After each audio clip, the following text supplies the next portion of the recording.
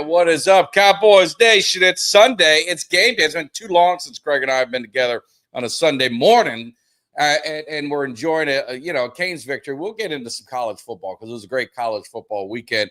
But as you guys are rolling in, man, make sure you hit that like, subscribe, share, thumbs up, all that kind of good stuff, man. We appreciate it. Obviously, I'm still recovering from last week's tailgate party. I don't know about you, Greg, but I've been trying to get my head together, get some sleep, man. It was a wild weekend. But how's everything going with you? You had a good week, good weekend? Oh, man, that weekend was phenomenal, man. It was off the chain. Everything that we wanted in the tailgate party came to fruition. And we had those neighbors next to us, the Green Bay Packers. They brought all the fruit, the flavor. It was off the chain. Good morning, Cowboys Nation. It was good, man. It was a great time. And then we get in to, this weekend, college football weekend. And as you guys know, most of you guys may know, may not. My birthday is on Wednesday. So it's kind of like stuck right in the middle of the week. So I got this last weekend. And then next weekend going to be in Carolina. So I get like a double dip of birthday, right? So This Friday, we went out a little bit, did a 70s disco night at this place. And then Saturday, had family over, watched some football all day, had some cake, watched the Canes slapping around the Knolls for about 45 minutes. And then all of a sudden, Miami does what Miami does. They get a little conservative, get to take the foot off the throat, and now made it actually look like an interesting game when Miami absolutely dominated. It was frustrating that part of it, I'll be honest. I wanted to smoke it. It was. And at first I was a little nervous because Miami always starts a little slow, and then Miami picked up, and then we were just smooth riding, no mistakes. Everybody did their job. And then when they didn't kick that ball, kick their field goal in the last quarter, about the last couple of minutes, I started getting pissed because I saw Mario doing what Mario does. And then I just started getting a little worried. And I was like, come on, guys, finish this. That's going to burn them. I'm telling you, I've seen this story before with Miami. It is going to burn them if they keep doing it. You keep allowing teams to hang, just creep back, and you get conservative.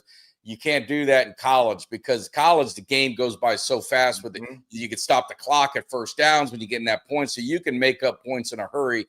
And momentum in college football is so huge, and it could swing, and it can be an avalanche. So they definitely got to clean it up a little bit from there. But I tell you, the defense was solid. The offense was rolling. I was surprised we didn't run the ball as much, as effectively as I thought we would have, because Virginia did. But looking at Miami, the other game was Texas, Florida. Now, Uncle Cheech, I played the video because some people, I said it, but Uncle Cheech really said it. Texas was going to have their hands full with Florida. Florida in the swamp. I thought Texas might have been a little bit overrated. I think Florida's underrated. The teams they lost to Miami, competitive game for a little while. It was a good defensive battle. Lost to LSU on the road by 4 points. And Florida was not like a pushover. And man, Texas got whooped. That's all you could say. They got whooped. So I don't know what's going to happen with them. Yeah, I knew Texas was going to lose. I don't bet, but if I would have took a bet, I would have easily won that one. I knew a week ago Texas was going to lose that game, period. Because like I said, they're overrated, and they've overhyped that quarterback, and they put him in a bad position with all the extra pressure. But I knew Florida was going to win that game. I just knew it. It was no doubt in it. Yeah, no. And then what do you do, like Texas, preseason number ones, you get all the hype, you get in Arch Manning, and, I feel bad for him in a way, but he needs time. Like he ain't ready for prime time yet. I mean, he got annihilated. He held on to the ball way too long. He got sacked. The one, his helmet flew off the one time. This other backup comes in. He slings the ball and gets that nice completion. I'm like, man, maybe that'll just leave him in right now. Leave this kid in. Let him see what happens, because Arch, I don't know. And, a lot of people anointed him Heisman, anointed him first round. He's going to be the first pick in the draft. He ain't NFL ready, man. No. And there was a reason why Quinn Ewers was a starter last year. Some of these guys in the chat gave me shit because I said he couldn't beat out Quinn Ewers. And like, oh, well, that was political. Maybe it wasn't, man. No. Maybe this dude just ain't ready yet. No. And, it's a shame because of his notoriety and his name, I don't see the team going to that backup who would possibly be able to help save and resurrect their season from this point on, because of all the pressure of putting him on the field and giving him an opportunity so that he can be ranked somewhere and try to get him a good draft high draft position, I think the team is going to ruin their chances to resurrect their season by forcing him as a square peg in a round hole to play out the season, and it's going to be disastrous for them and him. Yeah. I mean, they're pretty much. I mean, they'd have to go on a major run because with the SEC, 2 losses is going to be tough with the whole seeding and pairing and all that kind of stuff. Yep. But you don't know what happens. We just saw Rick reminded us Penn State. I mean, they lost to UCLA, winless UCLA, and I mean, who would have saw that one coming? And they were getting smoked. I mean, they made it interesting in the end, but they were getting smoked. So college football it's going to be down to the wire. I mean, you can't. The only thing I'm seeing so far is Ohio State. Obviously, they look like the real deal so far. Well, they got to get it some tougher games and see what happens. And Miami is still they let them hang. Let them come back a little bit. But I think those two have been the most consistent teams. But Alabama looked really good. Started slow but looked good, but lost to Florida State. I mean, they're kind of jumping around. Georgia, you don't know what you're going to get with them yet. So there's a lot of teams that could be, shifting back and forth in the rankings and see what happens with playoff. You got 14 teams going in or whatever it is. Yeah, 14. So it's going to be interesting to see what happens. Yeah, and the good thing about it is it's so many shakeups every weekend that all it does is favor us. It favors us big time because that game last night really should have just been a blowout. And we should either stay 3. I wouldn't be surprised if they move us up to 2. But even Ohio State had a little bit of rough time with Minnesota for a little while. I mean, not Minnesota. Yeah, it was Minnesota. Minnesota for a little while before they took over. But we look good, and every week is unpredictable. Penn State was a huge shocker to see what happened to them. And then you got Dabo and those guys, the way they were losing, and they came back yesterday. Now Alabama's starting to get their second win because that quarterback, I'm telling you, that quarterback, a lot of people don't know who he is. A lot of people don't pay attention. He may be a front runner for the Heisman the way he's playing because right now he seems to be, and I don't like Alabama, but he seems to be one of the best quarterbacks in the top 3 in the nation right now. Yeah, no, Alabama's turning around. You don't want Alabama, rolling because they still got a lot of talent. Cowboy Foul, man, on the way. We got boots on the ground. Let us know, man. Let us know in the chat when you get there how the flavor is because we're going to be on for a little bit. And, those of you guys who are in the Dallas area, don't forget Boyd Farm. I was there last road game. Couldn't make it out this week. Airline tickets were absolutely insane. But they've got Ed Too Tall Jones. They've got, obviously, Eugene Lockhart, Kevin Smith going to be out there. It is a great time. We had a blast there for the last one. So if you guys are in Lavon, in that area or in that DFW area, definitely check them out. I'll probably be checking in with those guys right before game time. We're going to jump on maybe with Too Tall and Eugene just to kind of get a flavor of what's going on. So I think that'll be like, 12 o'clock my time, 11 o'clock Eastern or Dallas time. So we're going to see it. But going in to, let's focus on where we at. I got to focus on now. Where we at? New York Jets. We got the New York Jets. And, if this was the Dallas team that I feel so confident about, I would just say this is a game you just go in there and roll them. We go relax. I'll be in the pool by halftime. Just chilling. But that ain't this Cowboys team. Injuries, obviously, we'll get into some of the stuff mounting up, but just the way the Cowboys are playing on defense, there's no game that is what you call a relaxing game, cupcake game, whatever way you want to put it, get right game, all this kind of stuff, because the Cowboys defense is, on a level of historically bad right now. Mm-hmm. Yeah, it is, man. And I think you're feeling the same sentiments that I am. I woke up this morning. I didn't really feel real confident, like, wow, we're going to get a chance to get a good win today because the way our defense is playing and how desperate the Jets are right now.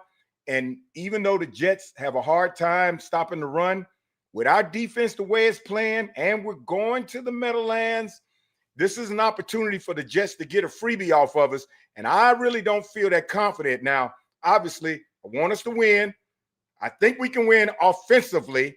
Yeah. My defense, and then the injuries we got at safety, and there's several players, key players out for us in this game. Well, you got Make a difference. three or five offensive linemen are potentially out. Yep. Well, no, you do. You got The Tigers, Guyton, you got BB, and you got who's the other one out?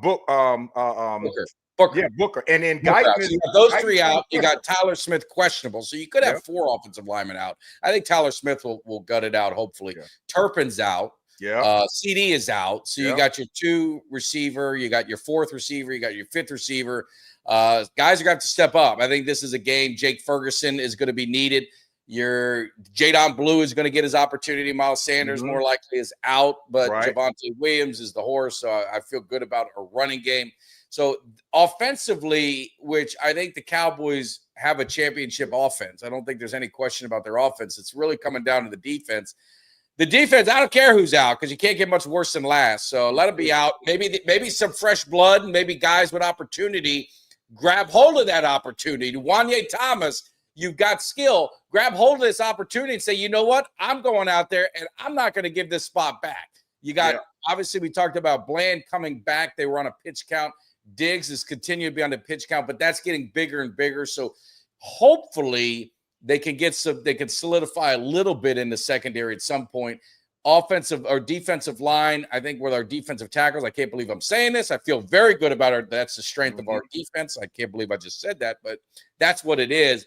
Defensive ends, again, you're going to get Clowney in there a little more. He did a good job last week, but they have got to get pressure. And Eberflus is not a blitz guy, but damn it. I mean, you got to start adapting the style to the personnel that you have, and they got to start taking some chances because you can't just sit there and not get pressure and leave your secondary kind of hanging out there, which they're struggling already. You're just going to make matters worse. So fantasy football, I got Justin Fields, but fantasy football, if you got Fields, you got to start him. I mean, the Cowboys defense has made every quarterback a fantasy football hero that week. Well, I'm going to tell you what we got to do today. And my biggest worry and if we're successful in this, I think everything else will take care of itself. Today, of all games, we really got to put a pass rush, and we got to get the Fields. We get the Fields, we can get him to make a mistake and get him to have to try to run the ball, and I think we can contain him. If we can get a pass rush on Fields, we can win this game because everything else is contingent on whether he gets time to sling the ball. And if he gets time to sling the ball, we already know what's going to happen in our defensive backfield. It's going to kill us. But if we can get pressure on Fields, we can force him to have to try to run the ball, force them to have to try to run the ball, which we're decent on, and to get him to have to run out the pocket. And when we played him before, even with Pittsburgh, when he's had to run out the pocket, he's made mistakes. Yeah, he's turned the ball over. Yeah, so absolutely. That's my key. I'm going to be paying attention to that defensive line. And Clowney, I know you needed to get your feet up under you last week, and you had to get your breath and everything and endurance together. Clowney needs to be the big difference on defense today. Him and Clark. Clark's doing a decent job, but Clowney really needs it because Clowney's got a little bit more speed than Clark. And if Easy gets an opportunity, I know he's going to put a couple of He's sacks. gotten, that's the thing with Ezeraku, Easy-E. He's gotten, you've seen improvements from him. Now, he's a rookie. Like a lot of people are like, all right, he's our answer man. He's going to get 15 sacks and the life is great. But he's a rookie. I mean, rookies take time. It takes time to get adjusted to the NFL game. And plus, you're going against some big boys. You're going against professionals. This ain't college where you might face one guy a year that's at an NFL level. You're facing the best of the best. And you're seeing flashes, and he's getting better and better. I thought the Packers game he was more active, but Houston needs to get more opportunity. Yes. He's made the most of the opportunities that he's had, and he's got to get more opportunities in there. So you gotta shake things up. It's just like I was at the game. They've got to do something. Like Leofau, that penalty that he had, just a stupid penalty. At some point, now he's good, but he ain't great. So when I say this, I'm just saying this to send a message. At some point, you got to cut somebody.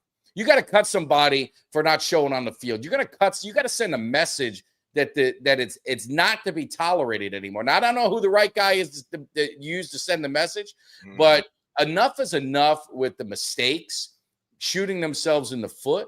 I mean, you cannot – the defense isn't good enough to overcome self-inflicted wounds. Right. They're not. In no way and fashion. And Leofow, I think what they really need to do is pull him off to the side and say, listen, young man, I know you playing aggressive. I know you really put your all out there because he's not a slow leaker. But listen, it's critical with the way our defense is lacking right now. It's critical that you don't make those obvious mistakes, especially late in the game, because without that mistake, we win that game. Yeah. We win that game without that mistake. And sometimes in our position, the way we are, it takes a mistake like that to burn us. And it happened to Cincinnati last year with the same thing. So we got to be extremely careful. And if they pull them in the locker room and understand and say, listen, defense, you suck. So don't add to that burden by making unnecessary penalties that put us even in a worse light, because the offense is still – they're still keeping water in that cup for us in spite of what you're not doing. But that one mistake of a critical penalty that you do on defense, it sets the offense back. And then when you set the offense back, we can't keep up. And then Danny, I'm going to give Diggs just a little bit of credit this week, because the diva last weekend, against the Bears, I think he took himself out because he was overwhelmed. He punked out. But this week, he did mention that I need to play better. I want to play better. I want to show that I'm worthy of being on this team and that I am the player I say I am. And that's the first time Diggs has opened his mouth as a diva to admit it, because I guess he knows he can't avoid it because everybody sees it. So maybe because of him feeling that way, getting in his feelings this week, he'll bring something different to the game now and bring all his energy, and we'll see a different Diggs. And I hope so. Yeah, Diggs has got to get back to the Diggs that you know what I mean? And coming off those kind of injuries, it's a 2-year process. You're seeing it with Javonte Williams. This is a second year removed from it, and you're seeing the Javonte Williams that you saw pre-injury, the Javonte Williams you saw in college, that physical runner that is just hard to bring down. That's what you're kind of seeing from him. Diggs, a lot of people were surprised if they didn't think you'd see him till mid-season. So I give him a lot of credit. I give him a lot of credit for being the professional and working hard to get back on the field when he did. Now, help could be on the way. That's why I've said these next 2 games, and we got to look at one at a time. I'm not looking ahead, but these next 2 games are winnable games. And I think by the time you get to Washington back at home, these are 2 road games, which ain't easy. You're going to get help. You're going to get CD back. You're going to get Booker back. I was sitting next to Overshown's dad at the Packer game, and we were just kind of yapping, and our defense was looking like shit, and I'm like, dude, man, can your son just we need him. I don't know when he's coming back, but God, please, we need help. Please, can he help us? And he goes, he's eyeing Washington. He's eyeing now that'd be pretty impressive. He's eyeing Washington, and he's doing a lot of practice. So I don't know. Obviously, the team will have something to say about that. Right, the team is going to have something to say about that if they put him out there. But he seems like he's going to be ready. He's going to be ready soon, and I think he is one of those guys, he's at that second level, but they can use him in blitzes. They can use him in so many different ways. He could be a real difference maker. Then you got obviously Ravel. You got Carson. There's guys that hopefully it's like you just gotta hold the ship. What do they call that, Greg? All those good analogies. Hold the line. Just hold the line. Hold the line. Get through this Jets game. We're just focused on the Jets game. You just got to get through this stuff because the tough part of their schedule is coming. Yeah. It starts at Washington. Then I think it's Washington. Then I think it's Denver. And then I think it's you might have a bye there somewhere in there. And I know then it's Philly. It's Kansas City, Detroit, Minnesota. You're going to start like that. They cannot afford these kind of slip-ups against an 0-4 team like the Jets. But we're talking hey, this ain't guaranteed. No, it's not. There's no guarantee that you're going to go in there and beat this team. So the Cowboys need to be laser-focused on taking care of business, and they cannot afford any other slip-ups. And what I would say, too, is they're going to have to beat a team that we kind of said, yeah, I don't know if they're going to get them. Mm-hmm. You know what I mean? They got to make up for that egg they dropped in Chicago. So the Cowboys have really, we talked about, someone that said trap. Dallas, there ain't no trap game. Cowboys can't have a trap game. Cowboys are the trap game. They are the trap game right now. You know what I'm saying? So, yeah, it's amazing because, we beat the Giants, but we let them score damn near the same amount of points that Green Bay did and played them tough. But, on the Giants' behalf, Wilson played his best game he's played probably in his career. And then we turn around and we lose to Chicago, a game which should have been academic. And then we turn around and play Green Bay, and we played Green Bay like it was a championship game and almost beat them 2 times in that game. And it's amazing because we're showing that we have the nucleus to beat the big teams, but then we turn around and somebody like Chicago lay an egg and almost beat Green Bay, which should have been beat, because those Packers fans, when they came out the stadium, when they were leaving after that game, we were all walking together. They were shocked, and they were like, man, we were a whisker from getting our ass whooped, and we thought we were going to come here and blow Dallas away. And then we go to the Jets. I don't want this to be another Chicago Bears game. No. If this is a Chicago Bears game, we're in the influx, and it's going to be really, really tough pulling this out. And our injuries, you never want them, but since they're so early right now, hopefully we get through this Jets game and give some guys some time to heal, because the list is long. Oh. And then Overshown comes back because he is fired up. He wants to come back. He's ready. He will be a game changer on that defense. It's almost like adding that extra battery when you get there and everything lights up even more than it is when it's getting dim, because he's gonna make everybody around him that much more powerful and successful in what they're doing on defense because of him alone. And if he can get back in time, fully ready, and we can hold the line until then, we'll be in pretty good shape. Because otherwise, it seems like there was a Nostradamus up in Vegas when they were putting that line saying the Cowboys wouldn't win for 7 games. And we were like, you done lost your damn mind. But it's looking like, hell, what did y'all know we didn't know? Because it's starting to look like that. I got money on that. So I'm watching these games because I thought, yeah, that's easy money. But I don't know. Well, let's look at the game. Let's kind of break this game down a little bit. And first, let's start at the strength. And the strength we have obviously is the offense. I mean, so lining it up, the best cure for a bad defense is a running game. Yeah. And the Cowboys right now, Javonte Williams is running the ball as good as, better than anyone expected. Now, I don't want to sit there and toot my own horn and sit there and say, well, I told you so. But when they signed Javonte, you go back and check the tape. This was a signing. I said, this was a good one. This kid, I watched him in college. He's a couple of years removed from the injury. And right now he's, 6th in the NFL in rushing. He is number 2 or number 3 in the NFC. He's done everything asked, and he's gotten better and better and better and better. How do you see him faring against a very weak Jets defense? But they have that, Williams, they got a couple big guys in the middle.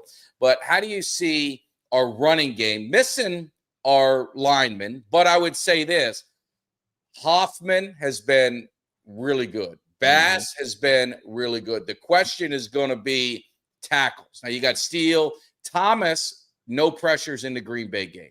So the linemen that we're missing, if it's just those 3, I think we're okay. Now, if Tyler Smith is a late scratch, we're digging into the weeds. But how do you think our running game against this Jets defense is going to perform? Well, we already said at the beginning of the season, we love our offensive line, and we're deep. So I'm not too concerned about the ones that are out because we're pretty deep, and the ones that are going to come in and replace them are going to do a good job just to give them enough time in there so that Javonte can get in there. And Javonte will be successful today because the Jets have a problem between the tackles. And long as we can center plays between the tackles where they are weak and then get them off guard thinking that they can plug the hole and then we go outside, we'll be fine. And the good thing about having Javonte, and you did call it at the beginning of the season, and I thought maybe Miles Sanders would be that X factor, and he's not quite, but you did call it about Javonte. But here's the thing. If Blue gets a chance to play today, and if Blue is consistent, that'll give a little relief to Javonte. And then when Blue gets the ball, and is he successful getting through there, when Javonte gets the ball, they won't know who to expect. They won't know how to tackle, because that's tackling two different bodies. I mean, Javonte is like tackling a steamroller, and he comes through and he doesn't stop. Blue, we don't know yet, but Blue is a finesser. So he finesses a little bit like Zeke. I'm not saying he's Zeke, but he finesses like Zeke. If those two are ace, boom, coon today, our running game is going to be the reason why we win this game easily. And then when we throw the Pickens, Cropper's coming in the play, and then Turpin's out, and we got the other wide receiver that's coming in. What's his name? Jalen Brooks. Jalen Brooks. Jalen Brooks is coming in. They'll be playing on special teams too. And then with Ferguson.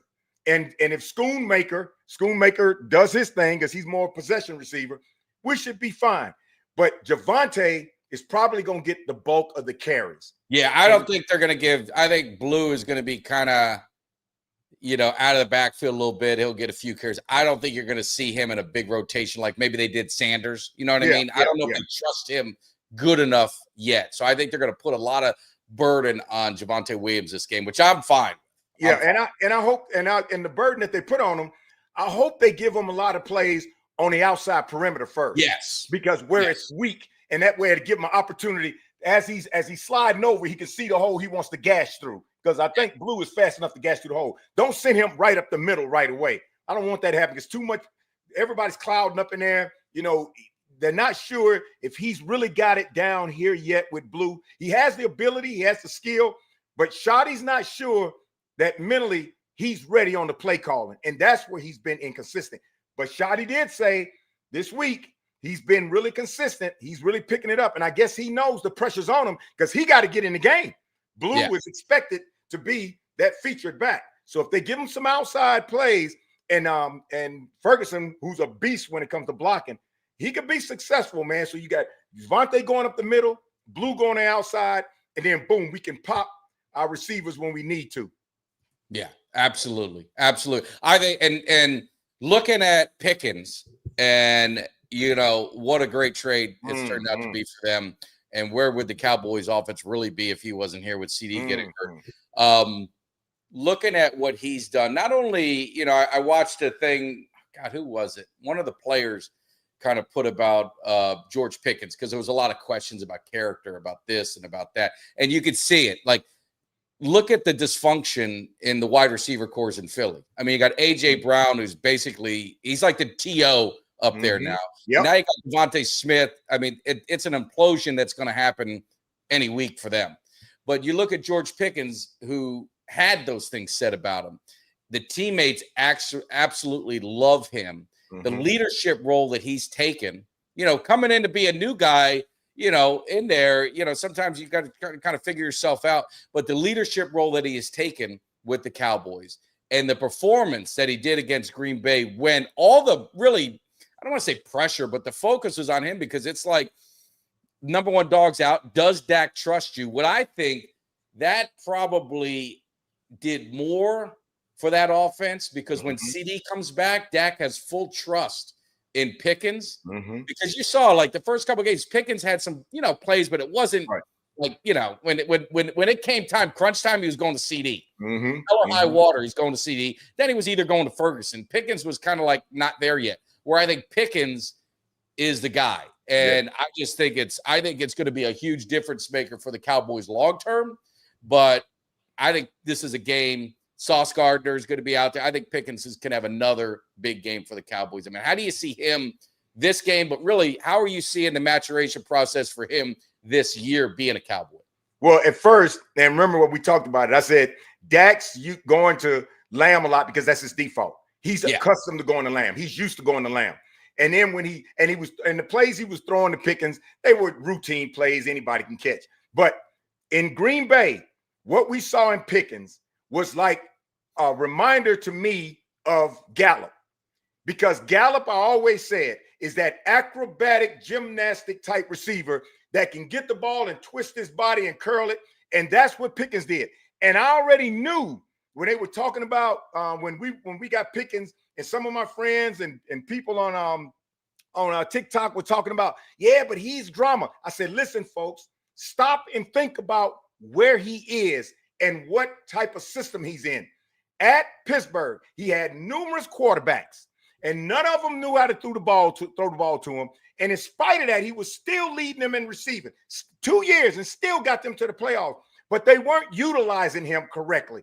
And that's why he became a diva the way he was. I knew when he came to Dallas, we weren't going to have that. It wasn't like T.O. goes everywhere and does it. Yeah. Pickens, rightfully so, he became that way at Pittsburgh because of what they were doing to him and not doing for him. But when he came to Dallas, I knew we weren't going to have that issue because I knew we were going to utilize him. And that Green Bay game, without Pickens, we don't score the 40. We don't even come close to winning. The plays that he had, the catches that Pickens had is exactly the type of wide receiver we need. Lamb is awesome. Pickens is an acrobatic beast. And I love the way he does it because Dak can throw the ball and it can be way off course. But Pickens knows how to control his body and his core and twist and get that ball and still stand. That's why he was so high when he went to Pittsburgh. That's why everybody praised him. But Pittsburgh just didn't utilize him enough, didn't utilize him the right way. And now Dak, knowing that Lamb was gone, I'm not going to say it was a good thing. But to me, for Dak, that was a good thing because he had no choice but to rely on Pickens. And by relying on Pickens, now Dak sees what he can do with Pickens and how Pickens can get those balls that typically most other receivers can't. So Pickens is going to be the greatest asset on the offense when it comes to wide receivers for us. When Lamb comes back, that's going to make the rest of the defenses be honest. And if we can just hold the line until Lamb comes back, we can make some big progress. Yeah, no, I agree. And in the chat, 100%. I mean, I love passion. And if you watch the Miami Hurricanes game last night, I mean, you saw Michael Irvin. I mean, I don't think he's more passionate than him. And I love a receiver that's got some dog in him. And CD he's like a surgeon.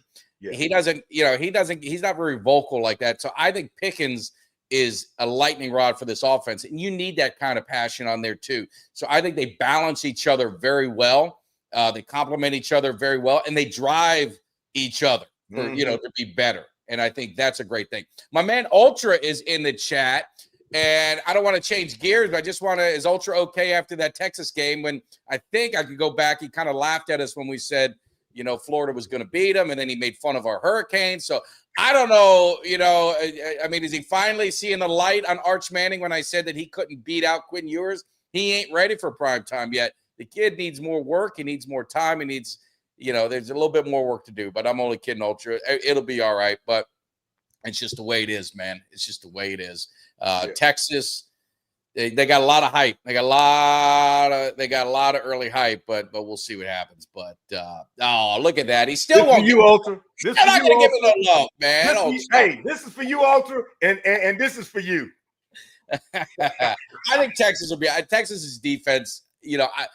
Florida just really schemed them well on offense. They really, that was an excellent game plan by them. I think if they played each other 10 times, I think Texas probably beats them 7. But in football, like we say, Greg, it's just who's better that day. That's right. And that's really what it comes down to. And you see a lot of these games, and you're seeing a lot of upsets, and you're seeing how did this happen? How does Carolina beat Atlanta 30-0 and then get smoked the next week like it's a totally different team?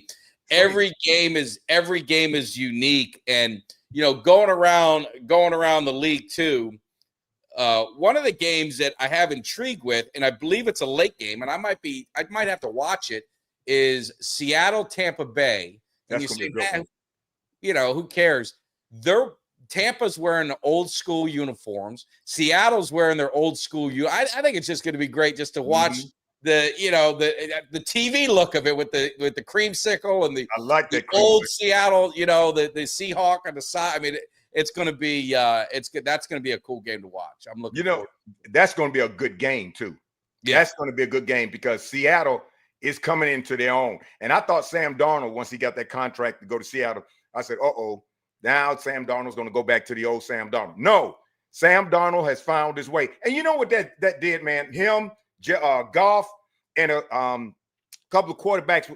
What I'm starting to feel, and I feel good for these quarterbacks, is these quarterbacks who people had put off to the side saying, they kind of washed up, been around the league a while, they're getting their second act, and they are producing in their second act. Now, Cleveland's big problem was getting rid of Baker over some BS. They should have never got rid of Baker. Baker took him to playoff. Baker, I like him more and more. They would be in far better shape if they kept Baker. But Baker's getting a second act. Goff got a second act. Darnold got a second act and doing well with it. And I like that because these are experienced quarterbacks. The game is slow enough for them to adapt. And these guys are going to make the difference for their teams. And Darnold is fitting right in with Seattle and taking them to a little bit better level than what Geno did. And this is going to be one hell of a game between those two. I'm definitely going to be watching that one. Yeah. And looking around the league, we'll break it up a little bit. Let me see. We got a super chat from Danny, man. Appreciate it. I didn't know if you had a question with it, but if you do, let me know. But appreciate the super chat. And again, appreciate all the generosity from everyone who helped with the donations for the tailgate. Because obviously, doing a tailgate like that, it costs a lot of money.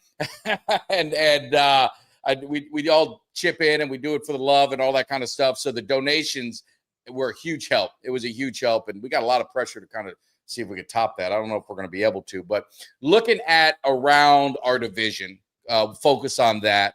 The Giants are going to New Orleans. New Orleans, another winless team. Giants got a win last week, but they win, but they lost because Malik Neighbors, which again, you just don't want to see guys get hurt, especially superstars like that. You've got they've won the game, so they're 1-3 going to New Orleans. New Orleans is kind of struggling. New Orleans could be that team that you could be looking at. Is there any defensive guys that that might be up for trade before the deadline? They might try and start kind of unloading stuff.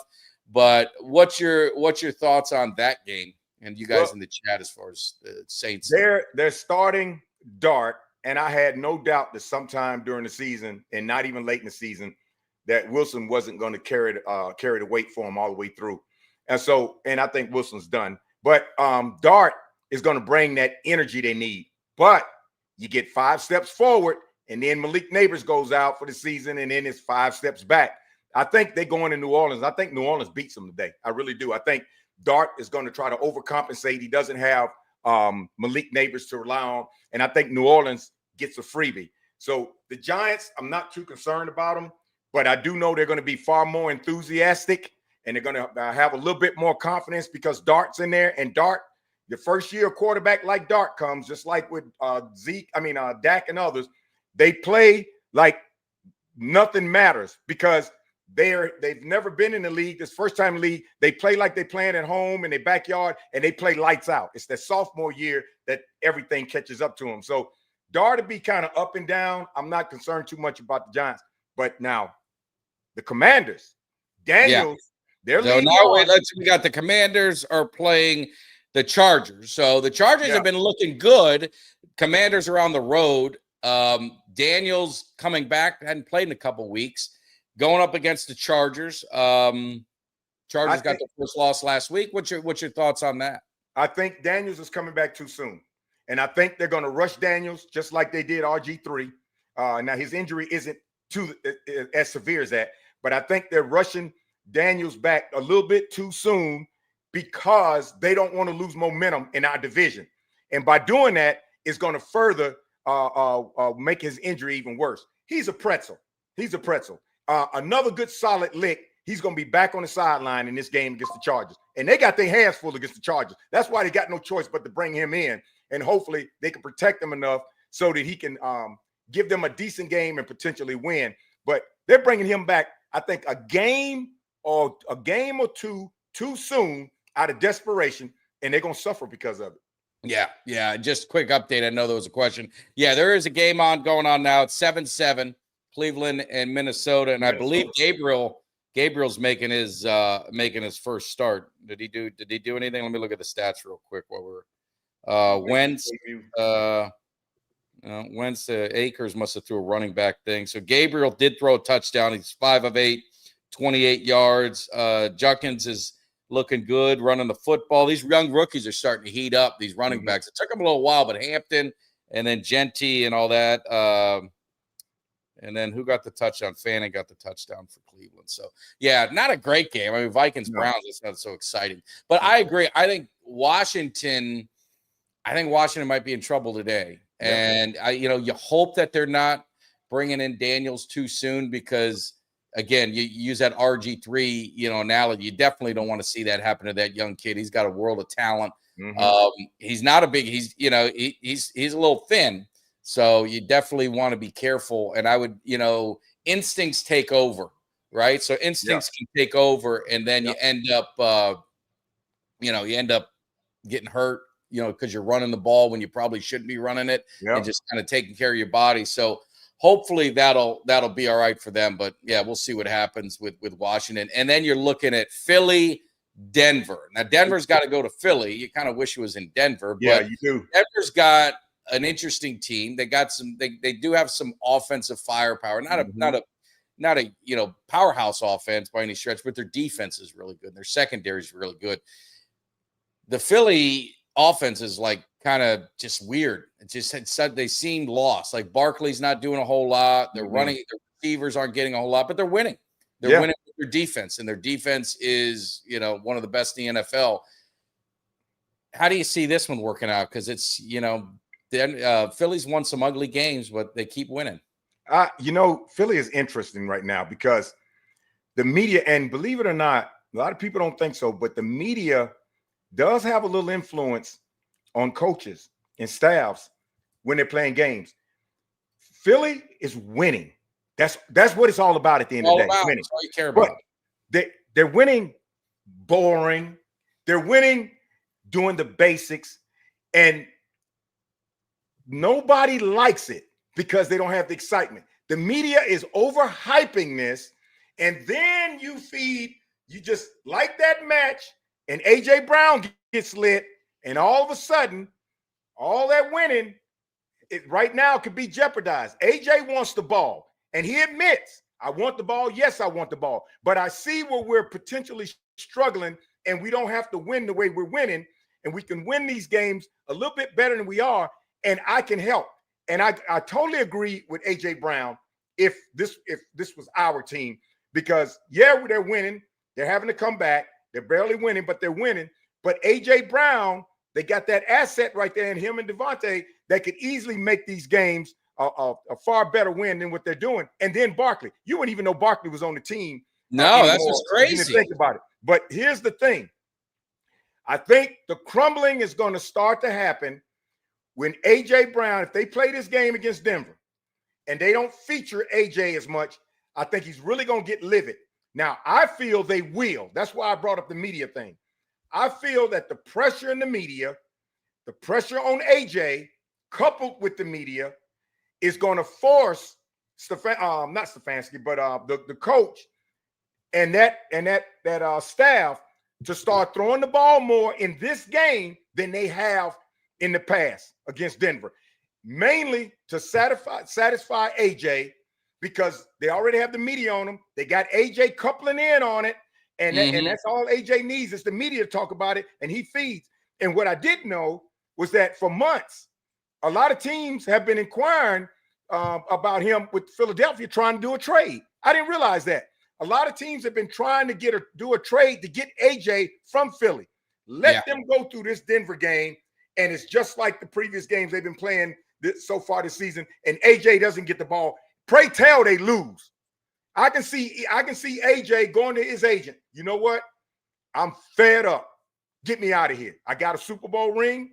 I want to get the ball. Who are these people calling? What are they offering? Let's get the hell up out of here. Because Philly, so far, is acting as though we're going to play the way we play. We don't care about the media. But the media is starting to get to them because they gave AJ, they gave him the fuel he needed to come out and start talking the way he is. So it's going to be interesting how this game turns out. But I really think that because of the pressure from the media, I think Philly's going to throw the ball a lot more against Denver. And that's That's not not a recipe against Denver. I don't know if I'd be doing that. I'd be trying to run the ball, but But I think the media is affecting them enough. And AJ stepping in, saying what he had to say in the locker room. I really think the media has gotten to Philly to the point that they're going to feature him more, not because it's the strategy to win, but because they want to silence AJ first and then kind of keep the media at hold and say, see, this was our plan all the time. And it may be disastrous. Yeah. It's definitely an interesting dynamic there because AJ Brown, I mean, you look at their numbers. I think that Pickens has almost as many catches in yards as Smith and Brown combined. Yeah. I mean, it's crazy, but they're winning. Like I said, like in a game, in a sport where winning is what all you care about, you think that everyone would be happy. Like you're winning. I'm happy. Mm-hmm. Like I'm 4-0. I mean, what more do you want, right? What more do you want? Receiver just can't. Mike, they're able to travel the country in their hoopty car and not even have to pull out the Cadillac yet. See, yeah. And that's the thing. If you can travel the country in your hoopty and you haven't had to use your brand new vehicle, then you're good. Because when you need to use it, you know it's going to be there. And that's how they are. They haven't had to use their 3 biggest assets to pull these games out. And they've been playing and winning. So if they do have to rely on them, icing on the cake. Yeah, but I mean, the problem is these receivers, they all got a little diva in them. They all want the ball. They need their numbers because at the end of the day, when you go to get your contract, they say, well, you know, you only had like 20 catches. I mean, 20 catches this year. But I was on a Super Bowl team. We won back-to-back. Let's say they win. But they don't care. I mean, they want you because they know that obviously you're a good receiver, but the way the pay scale is going to work is on production. And if they don't have the numbers to back it up, it ends up hurting. So, I mean, that's the part that's crazy. And I mean, they're winning. And I get it, Ultra. And I think their offense is not that good, but they're winning. I mean, in crunch time and when it matters most, they are getting the job done. And I'm not an Eagles fan, but I'm a football fan. And I mean, at the end of the day, all that matters is wins and losses. Now, to your point, Ultra, what I would agree on, it's going to catch up to you. Mm-hmm. Like if you don't get this offense going, it's going to catch up to you in the playoffs. It's going to catch up to you when it matters most. That's what it is. But you've got to look. I mean, they beat the Cowboys, right? They beat the Rams, who everyone has the Rams up there. They beat the Chiefs, who people, you know, I think the Chiefs are kind of falling a little bit, but we'll see what happens. They beat the Chiefs. They're beating good football teams. It's not like they're beating the Saints and the Bears and, you know, all the Giants. They're beating good football teams. So you have to give them their due. I mean, Bill Parcells always said, right, you are what your record is, and they're 4-0. Dallas is 1-2-1. Win today, they could be 2-2-1, you know, which is better than 1-2-1, but they win. So it's gonna be interesting to see how this kind of plays out long term for the Eagles. But I think another game where AJ Brown gets 1 target, 1 catch for 15 yards. Locker rooms are very delicate, and you can destroy locker rooms. And you saw it. Philly saw it with T.O. They had a great team, and T.O. just kind of destroyed it. You've seen teams that are able to do it, or players that are able to do it. You saw, you know, what's his name, who got a little crazy. I love him, but Antonio Brown and some of these. You can go in and destroy locker rooms. So Philly's going to have to be very careful and monitor kind of how this thing plays itself out. And Philly's got a Super Bowl, and a lot of owners, a lot of times when they win that Super Bowl and they've put everything in it for about 3 years to get it, and then they're talking about the next season. They'd like to repeat. They know how hard it is to get there. A lot of the players on the team know, hey, I got a Super Bowl now. So my motivation is still high, but it's not quite as high as it was last year when we were chasing it. And then you get somebody like AJ bringing up the noise, which they've heard in the past. You know, a lot of times the owners will look at it and say, well, you know what? How bad could it hurt us if we trade them? I mean, we can trade them. We got a Super Bowl. We're winning right now. We can get rid of the distraction. We can bring somebody else in. I might not have to pay them as much, and then we can move on because we got a Super Bowl. So AJ's really he's starting to get on thin ice because, they got a Super Bowl win. And he's been to 2 Super Bowls with them. And he keeps this up. They may sit back and say, you know what?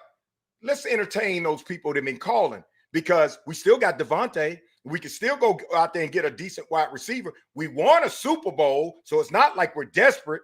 Yeah. And we still got Barkley, and Hurts ain't going nowhere. So you know what? Let's kind of get rid of that distraction and let it be somebody else's distraction. And we can bring in another hungry receiver out there, and I think we'll be fine. So Philly's in a good position, even if they get rid of A.J. Brown. It's not going to kill them. No, because their style of play, they don't really need it. They don't, and the distraction would be gone for the moment because Hurts. I'm sure that AJ is probably going to kind of take some of that out on Hurts as well because there are pass plays that are being called, and AJ is one of the options. And for some reason, whether it's not there, whether the blocking isn't there, whatever, Hurts is just not throwing that way, but it's not on purpose.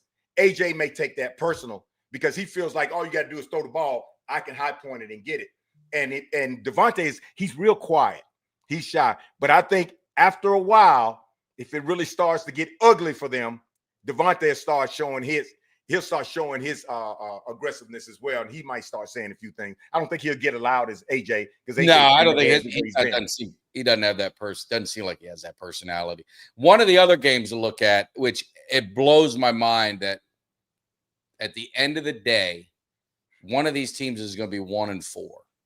And you got Baltimore and the Texans. You got Lamar Jackson's out. So you got our old guy Cooper Rush is going in there. Man, Texans aren't playing well. Yep. Baltimore is not playing well. I mean, if you're 1-4, you got to be, I know it's a long season, but I mean, playoffs is that, winning the divisions definitely I think would be gone, but playoffs is get a little even tougher to talk about. I mean, how much pressure is on these guys and how do you think this game is going to play out? Can Cooper Rush work his magic to get that one? He's a great relief pitcher. You go in there and steal that win for you. You can't do it long term, but if he does that, I mean, how do you think this game will play out? And who are they playing? Henry's another one that's just kind of hit a wall a little bit. Yeah. So who is Baltimore playing? The Texans. Yeah, Texans might get their first win today. Well, they're 1-4. But not the first win, but Texas may get a win and try to get back on track. Texans were picked to win that division this year. The Indianapolis shocked everybody. They shocked everybody. The Indianapolis did, but Texans were picked to win that division. And right now, Buffalo and Pittsburgh, they chomping at the bit because those are the two that are looking at winning their divisions. And Pittsburgh is looking at Cincinnati's done. Cleveland is, and look at Baltimore. They're not doing anything. Pittsburgh's looking real good. I know. Right old Aaron Rodgers. He's like, Pittsburgh's looking real good right now. Buffalo's feeling damn good in their situation. And Baltimore right now, it may be putting Lamar Jackson on the sideline for injury or whatever. That maybe that'll give him a time to reset and come back and say, you know what? It's going to be a different approach I have this time. And then maybe they get that second win and everything changes before you get halfway through the season. Cooper Rush is consistent. He is consistent. But I think the Texans will overwhelm him, and I think the Texans get a win today. I really do. And I think Baltimore is going to be in a crisis.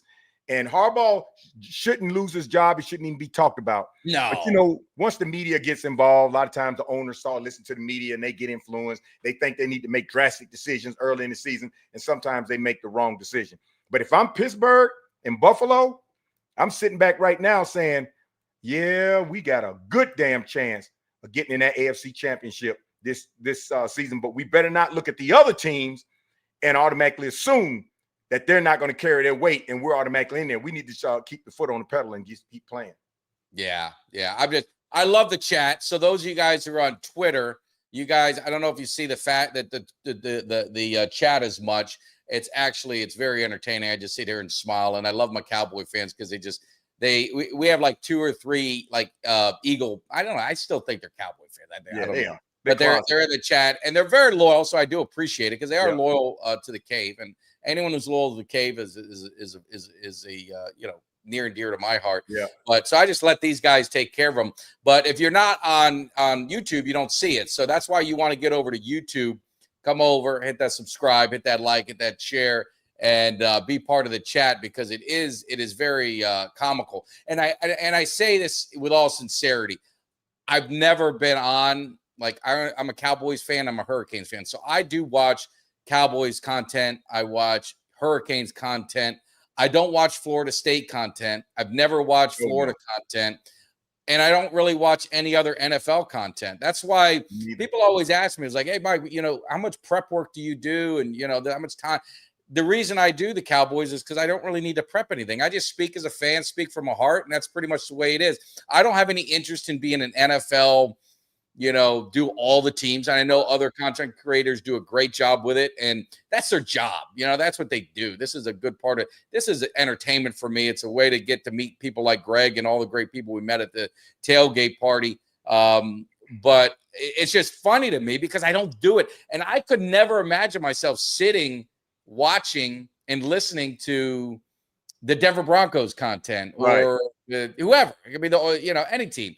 It just blows my mind. But I always say Philly's different. Like, their fans are so obsessed. I don't know what it is. Like, some people call it, like, I hate to use this word. I'm not trying to offend anyone, but like little dick syndrome to where, like, they want to be looked at so much better and big, but we don't care. Like, I really don't. It means nothing. It means nothing to me. But like we were at the Dallas, the Packers game, and there was a dude who ended up getting arrested, typical Philly fan, but he's sitting outside the stadium and then he's going in the pro shop and he's just being like an asshole.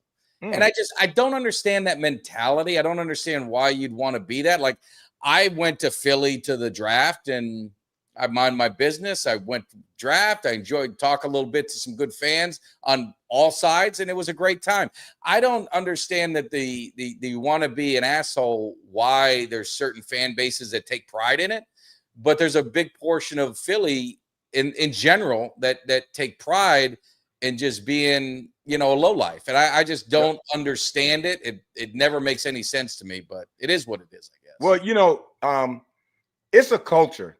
It is, because now I have to say, I admire the Philly fans that are in our podcast, not just because they're in our podcast, but because they're dedicated, so loyal to their team. That they would come on a podcast within their division, and they're not being disrespectful. It's, they got some things to say about us. Yeah, y'all full of it, your team, but they're not being disrespectful like the Philly fans I know the culture has created. That's why they had a jail at the stadium. I go way back to when Veteran Stadium came about and how 60 Minutes used to do documentaries and showed the judge down under the stadium when they were having all of these quick arrests and these folks acting the fool. That culture permeated through those folks, their kids, kids, and that became the Philly culture about how to be not worse than the black hole of Oakland, worse than the black hole of Oakland. And for some reason, that's the culture coming up in the Philly fans. Now, I'm not saying every one of them, but the overwhelming majority. And that's a high percentage. I mean, they have the worst education system in so when it comes to Dallas, of all the teams in the division, we're the only team in our division that Philly takes it to a whole different level on. And it's because of jealousy, envy. We own them, and then we got 5 Super Bowls, and then for a long time they weren't having any Super Bowls, and then they go to Super Bowl and get trounced when we should have played Oakland in the Super Bowl, and then they finally start winning. Good for them. They got 2. They're still trying to catch up. They'll never catch up, but they have a culture within Philly that is so off the chart that when they won the Super Bowl, a guy literally ate horse shit in the street. Now, you'll never get a Cowboys fan. You never get a normal human being to do that. Forget fan. You never get a normal human being. But they are the lowest. I mean, I hate to say this about a city, but it's a fact. They have the worst education system, and they have the lowest high school graduation rate. They're just not educated. I mean, that just sucks. I mean, it is what it is, but that's just the fact of life. And when you go to Philly, it looks like downtown, it looks like not a war zone, but like a drug zone. Like there's just it looks like the old side of Detroit. I've been there. I've been there on job trips several times. And when I got to the link, I pulled up to the link, as the baseball stadium is right next to it. Pull up to the link, and I pull up in the parking lot. I'm looking, I'm like, wow, that link looks good. Then I look around the link and everything else. I'm like, hell, ain't no way in hell I'm walking through this neighborhood. Shit, no way. So, but the ones that come on our show, I give you credit, because I will never, ever go and I wouldn't have the audacity in my life to go on anybody else's show. I can't. I'm like a pig in slop being on the Cowboys, talking anything Cowboys.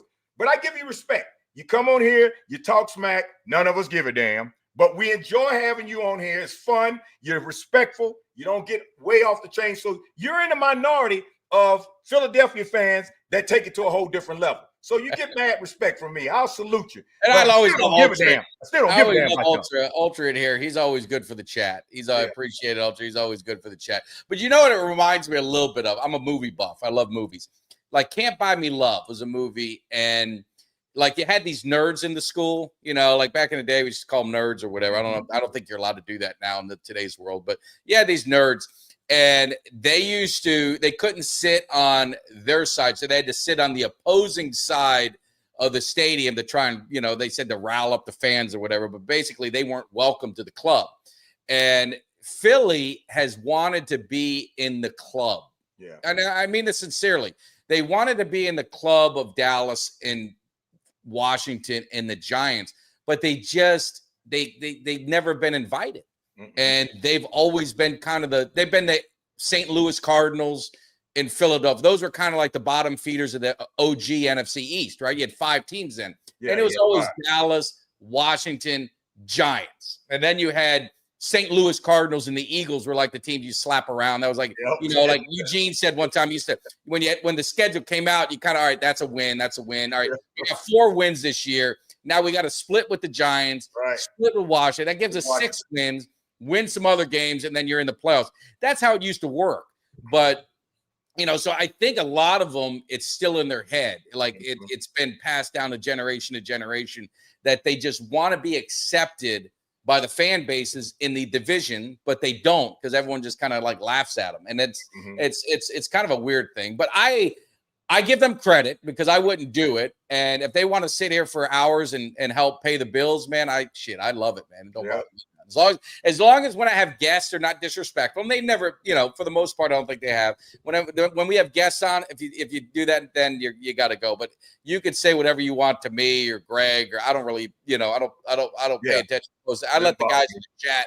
I let the guys in the chat handle that shit. You know what I'm saying? They like, look, they like our bodyguards. They come circle the wagons in the heartbeat. Now, I think the mayor couldn't even spell Eagles. That was funny. That was funny.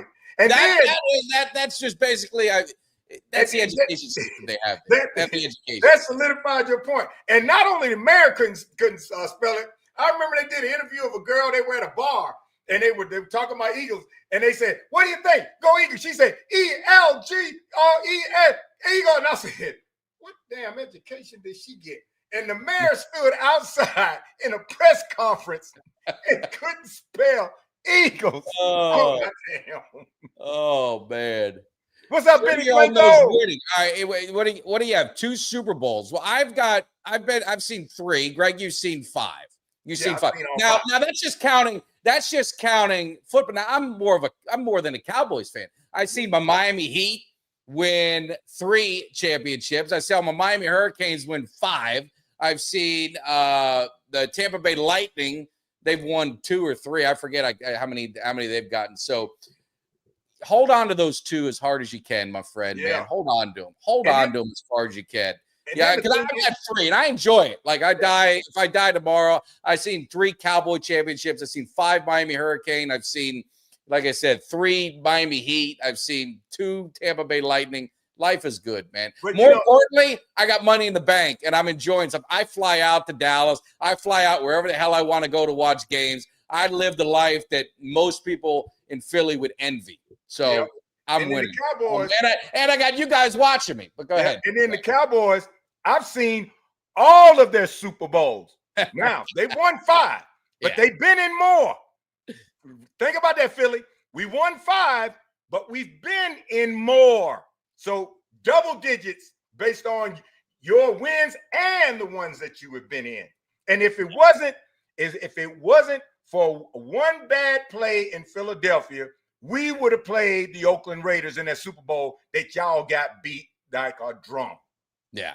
And what I love most is when I go up this, like some of these teams, there's still more like we have a ton of Philadelphia residents that are Cowboys fans. So I love that too. And let me tell you, Cowboys fans, if you ever go to Philadelphia, you got to go to the museum. It's beautiful. But if you ever go to Philadelphia and you go up there to the Rocky statue, there's a couple that'll stand out there. I think they're homeless, but they're really on some crack.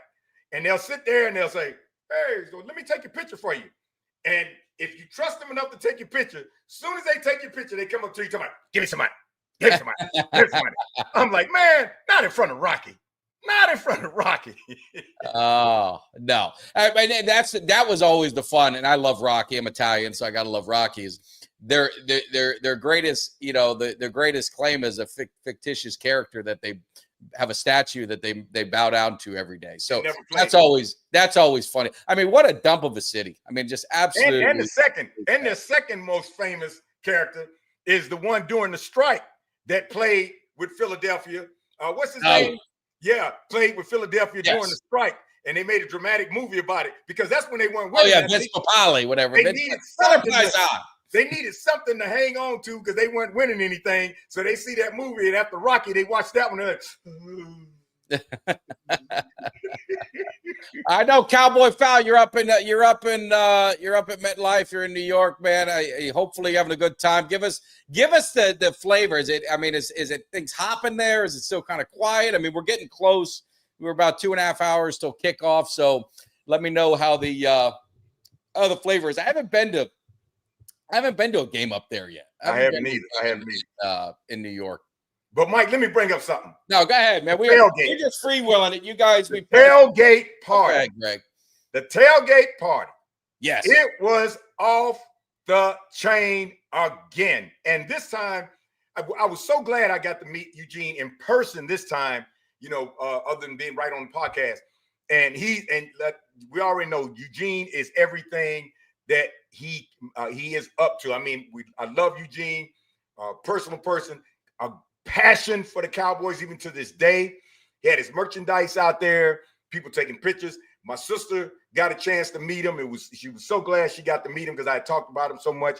Got a chance to hang out with him. He was there throughout the entire time. He was in our hype video. He did a personal message to my brother video my brother, who's a Pittsburgh Steelers fan, and we got a chuckle out of it. But it was off the chain. And we had a big contingency of Green Bay Packer fans right next to us talking cash mess. And boy, when Dallas kept going back and forth and looked like we were going to win, you could hear crickets. And they started to pack up and leave because they couldn't deal with the fact that if we won, they were going to have to hear it. But it was fun. Tailgate. I missed Rowdy. Got there probably about 30 minutes after Rowdy had left. And the Cowboys Cave got Cowboys tailgate of the day again, 2 years in a row. The passion of the fans, meeting all these folks again, Benny Blanco, everybody who came in, it was off the chain. I mean, it was great. BB's father was there. Yes. Got to meet Zeke's mom, got to meet Michael Parsons' brother. Everybody was down there, and she stayed for a while. Michael Parsons' brother stayed for a while. BB's father stayed for a while. Listen, if you get a chance to go to a tailgate party once a year, or if you only go to one game in AT&T, pick that game to go to, because I'm telling you, the fun, the food, the drinks, or whatever, never run out. We had a great time. It's like a family, a real family. So it was off the chain once again. No, and I was so glad that you were able to make it. I know you surprised us with the last minute trip. Yep. So Loved it. And it's really, I was talking about it this weekend to people because they're like, man, I did the video, showed a video, and like friends of mine, they're like, God, you guys, you did that tailgate. Yeah. I said, well, I just got a crew together. It started as a joke. I mean, 3 years ago, like I always wanted to do a tailgate. So, I'll tell the story. We're just kind of kicking it. You guys can chime in as you feel. But like, so Mark was, I put a tweet out. I said, hey, I want to do a tailgate. I need somebody that can hold my tailgate stuff. And this guy, Mark, just, messaged me and replied and said, hey man, you can keep your stuff at my house.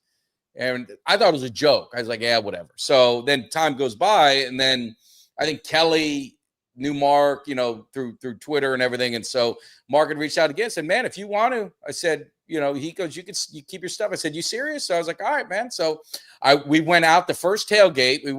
I bought a big tent. Actually, I bought the tent, had it shipped to his house. And then I bought some chairs, had it shipped to his house, like from NFL. I said, all right, so we'll do one tailgate. And then I remember on a show, I just go, hey, we're having a tailgate party. And we went out there, and we didn't stay out all night. We had one little spot. And, it was cool. It was against the Jets, and we probably had like 30 people or, 35 people there. And it was a good time. And then the next year, it was like, let's do it again. We'll try and, what do we got to lose? We'll do it one more time. And then this year, I don't know, man, this year felt different leading up to it. Like I felt like it was going to be a big deal.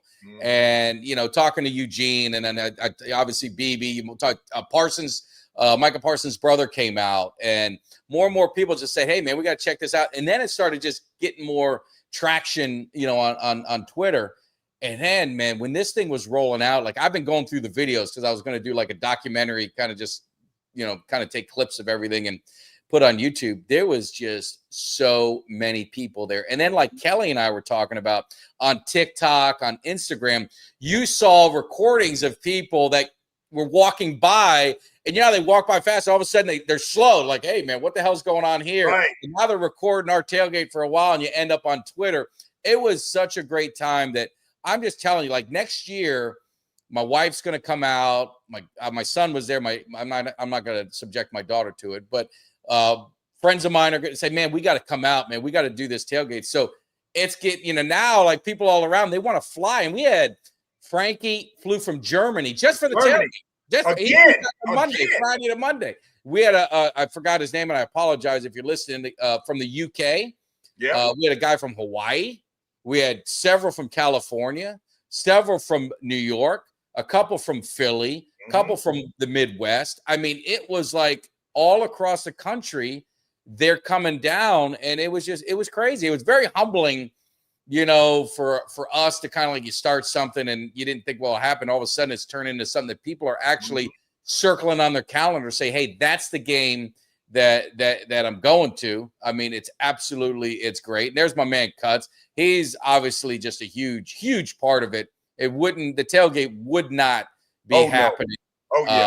Without Cuts. And that's why I feel bad. Honestly, I do feel bad for Cuts because he's cooking, and it's getting, I want him to be able to enjoy it and be able to mingle. So I think we need to bring something where the food is done, to where it's done. I want Cuts to be able to enjoy it. So we're definitely going to talk about doing something to where I got to get with him because it's on his shoulders. But and then it was like so many people donated, and like I said, I never asked for donations, right? We don't. It's like, hey, if you can, but I just want people there, and it's a good time.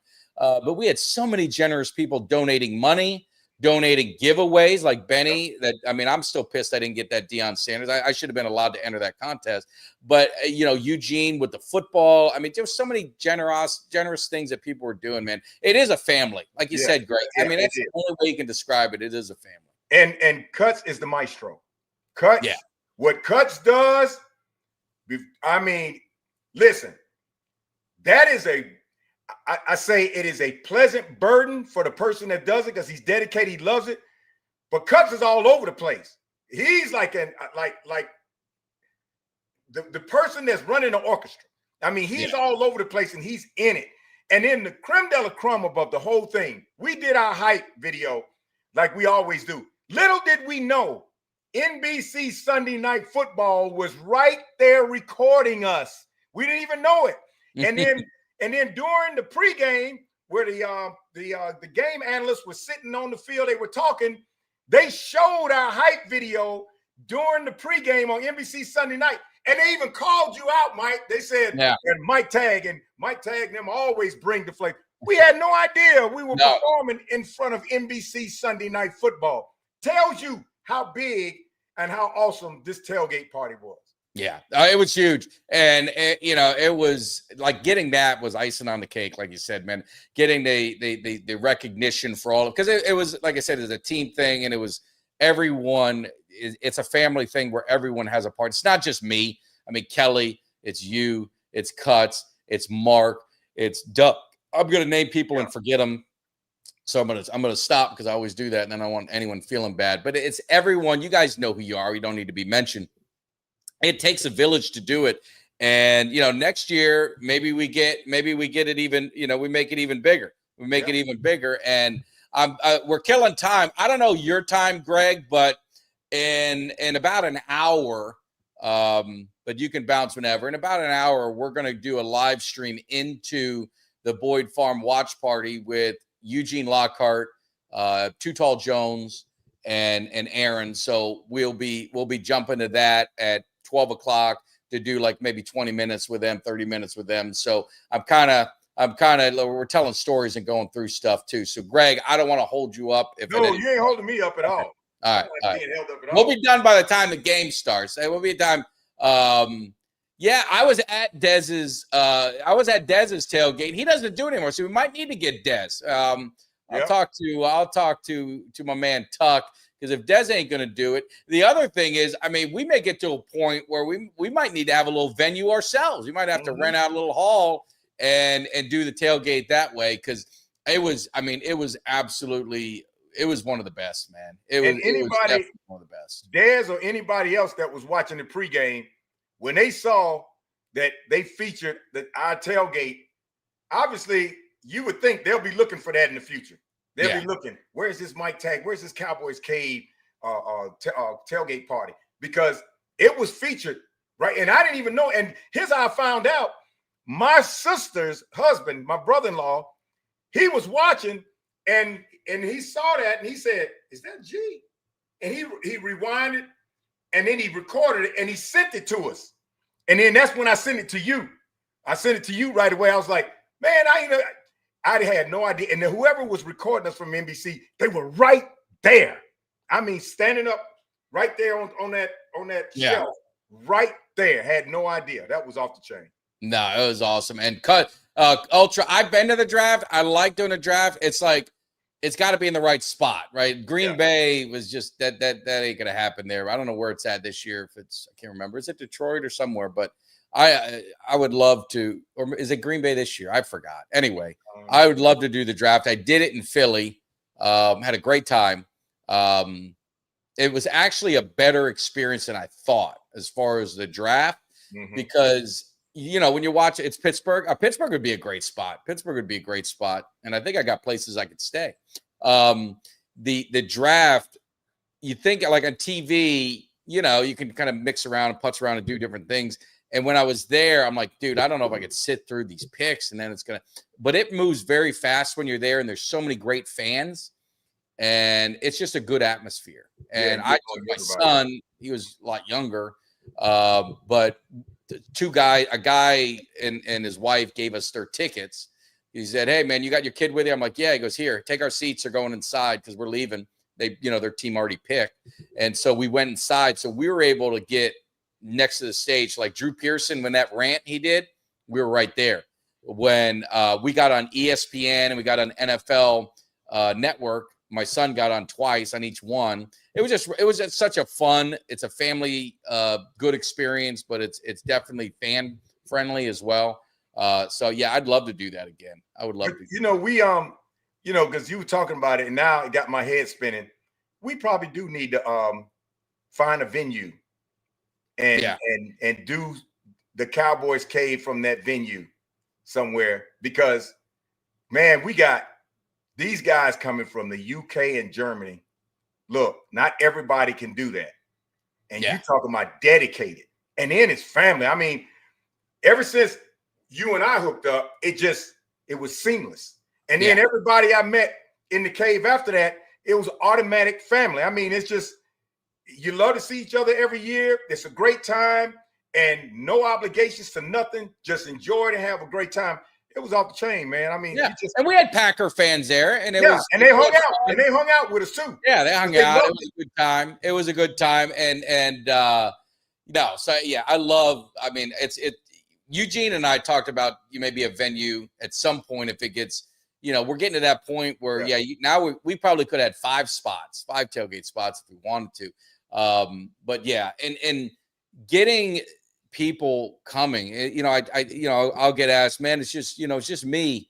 I don't have a ticket or there's so many people that just one person shows up and you're welcomed in. It's not like you're going to be off in the corner and you're not everyone's interacting with everyone. I mean, we only had one guy go to the hospital. He drank too much. That's the only thing I got to tell you guys. Be smart. Mixing water, mixing food. It's a long day. I mean, we were going at 9 a.m. till kickoff. So, and some of you guys were stayed out there through the game. So, I mean, you guys are going from 9 a.m. till 11 at night. So it was awesome. But yeah, you don't need to. You can go solo, man. You can go solo, and you're going to be treated. You're going to be treated great. And yeah. And I can't remember the guy's name for the likes of me. But if you're in the cave. My sister and I, when we walked back to the Airbnb where y'all was staying, we gave him a ride back to his apartment because there's no other way he was gonna get there, and especially not with the taxis or anything else, because it was just fun. But we had a good time talking. Headed back to his apartment, everything. Make sure he got in there well and everything, and it's just connected. Connected, man. It was that's the thing, man. It just makes it so much better. But looking at, we could talk a little bit more about the game too. We got a lot of new people that came in. We kind of broke down the game a little bit, but one of the things I saw, Cuts, who's always not Cuts, Ultra, who's always a great contributor to the content, to the show, scheme, and you look at San Francisco, and San Francisco, rash of injuries. Yeah, they beat the Rams. The Rams are a good football team. They and now it's a rivalry, so there's always something like that. But it's the Rams should have won that game, but San Francisco found a way to win, and they the scheme for them worked with all their injuries and with all that. And then I look at the Miami Hurricanes, and last year their defense was absolutely pathetic. Yes, I mean. If Cam Ward had this defense, I mean, they'd have their 6th national title. You know what I'm saying? That's how good that offense was. And I think the offense is just as good this year, but with this defense. But all it was a change of defensive coordinator. The same guys, the same core is there. I mean, the core guys are there. Then you look at Dallas, and the defense has struggled over the last couple of years. Quinn's last year, Zimmer, and then now into Eberflus. And so far, I have to own it, and I got to say that I miscalculated on Eberflus. I thought his scheme, seeing what he did in Indianapolis, seeing kind of what he did a little bit in Chicago, I was like, all right, man, this guy's going to work this scheme, and we have some holes, but he's going to work his scheme to kind of Band-Aid over it and get us right. But it hasn't worked. I mean, it hasn't worked. He's not blitzing. A lot of cover, less man, where you got kind of like man cornerbacks. I mean, what is your thoughts on Eberflus and just the philosophy? And I mean, you got to start making changes and kind of saying, all right, what I normally do isn't working. I got to mix it up a little bit with the talent I have today. Well, I know a lot of people don't want to hear this about Micah, but I think when Eberflus got the job, first of all, I wasn't happy that we got Eberflus from Chicago because I didn't know him as a defensive coordinator. All I knew is him as a coach. And I was like, oh, hell, what the hell we got him for? But when I started hearing about his background and how well he is in defensive coordinator, it's almost like a Wade Phillips. Wade Phillips isn't that sharp as a head coach, but a defensive coach, he is a coordinator. He's good. So I said, okay, maybe it worked. But I have to give Eberflus the benefit of the doubt, because when Eberflus was hired, I know he was probably excited, telling his family and friends. He said, I got a chance to mold schemes and run a defense with the most powerful defensive nucleus in the league. And I really feel that even before training camp, I think Eberflus was scheming all his defensive coordinating schemes and plays and blitz packages around Micah.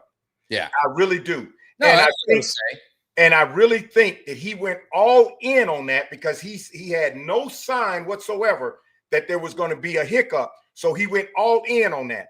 Now you take away the heart of the defense, and now Eberflus has to start over, and he don't know who to start over with. And you got Overshown is out, who could possibly been that person as the second to come fill that. And now Eberflus has a defense that everything he wanted to do and scheme around, he can't because he doesn't have that most powerful asset. And unfortunately, he's the one that's going to take the blame. I don't give him all the blame. Yeah, maybe he can blitz a little bit more. But then I think he's looking at, well, if I blitz, look at what I'm taking away from the already depleted defensive backs that can't stop water from falling anyway. So now I blitz, and now I'm making another hole on top of the fact that the defensive backs can't fill it. So I think right now he's scrambling. Who do I have on this team that I can rely on as the heart? And we don't even know who the heart of the defense is. No. And if Overshown was healthy, I think it would make a difference. So on his behalf, I think he was handed some raw eggs. And now, because the defense is the one that's killing us, he just happens to be the defensive coordinator, and he's catching hell over it. But I wouldn't say he's totally responsible for what's happening on the defense. You took away his most valuable asset, and then you took it away at a time where he still thought, getting close to the season, he had that guy. So he's still planning for it. Yeah. Then you take him away just before the season start. Now you got to go back to the drawing board, and he has nobody to rely on. So no, that's fair. That's fair. And that's why I'll give him. We're gonna need Overshown back, and we're gonna need Diggs at his best, and we're gonna need Bland at his best, and we're gonna need Malik Hooker and those guys back off of the injuries before Eberflus can be successful with the defense, because now he's having to start all over. And he he's in a lose-lose situation. Yeah, they need juice on that defense. They got no juice, man. No, it's historically bad. You just and if they could just be decent. I'm waiting to see, just give me the 18th ranked defense. You know what I mean? With that offense, you just need to, man, give up 28 points a game. Don't give up 35. You know what I'm saying? Just get a little bit better. But that's where I say is he's had 4 games. Mike is not here, right? So I mean that's dead. And I understand. And I said the same thing. It's it kind of happened quickly. I mean, Jerry I don't think the Cowboys even believed that they were going to get to that point. But they just did. It is what it is. You can't look back before. So he's had 4 games.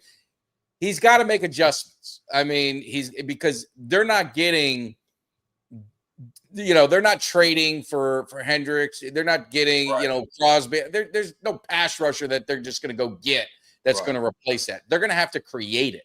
Right. And with that comes risk and taking chances. Yeah. And they're going to have to attack, and they're going to have to hope that they get there. Because if you get there, like a 3rd and 25, not looking back at the defense, but a 3rd and 25 against New York when I was there, if you blitz, he doesn't have time to make a 40-yard pass, a 35-yard pass into the house. Right. That's where I'm saying they got to take chances, and they're going to but they got to get there. And if they don't, they're screwed. But they're kind of screwed anyway. So at some point, it's you just got to start taking risks. So I'm curious to see if today they take more chances on defense, or are they just going to sit back and they're just going to play vanilla, and they're going to play their cover 2, and they're going to just bend, don't break. Because what I don't like as a fan, this year is every drive I'm on pins and needles when the offense has the ball, because in my mind, they have to score a touchdown. Yes. And if they settle for a field goal, which you know what, you can't score a touchdown, but they settle for a field goal, I'm like, oh shit. Now they're going to score a touchdown. It's 7-3. And then we get the ball again. And then if we settle for a field goal, I'm like, oh shit. Now it's going to be 14-6. It's like you have to match touchdown, but you have to get a touchdown every time because you know your defense more than likely is going to give up a touchdown. And it's just now I'm just a fan. Yeah. I don't care what I don't care what the offense is. You know they got to be thinking that. Right. Yeah, they're thinking that. And here's the thing.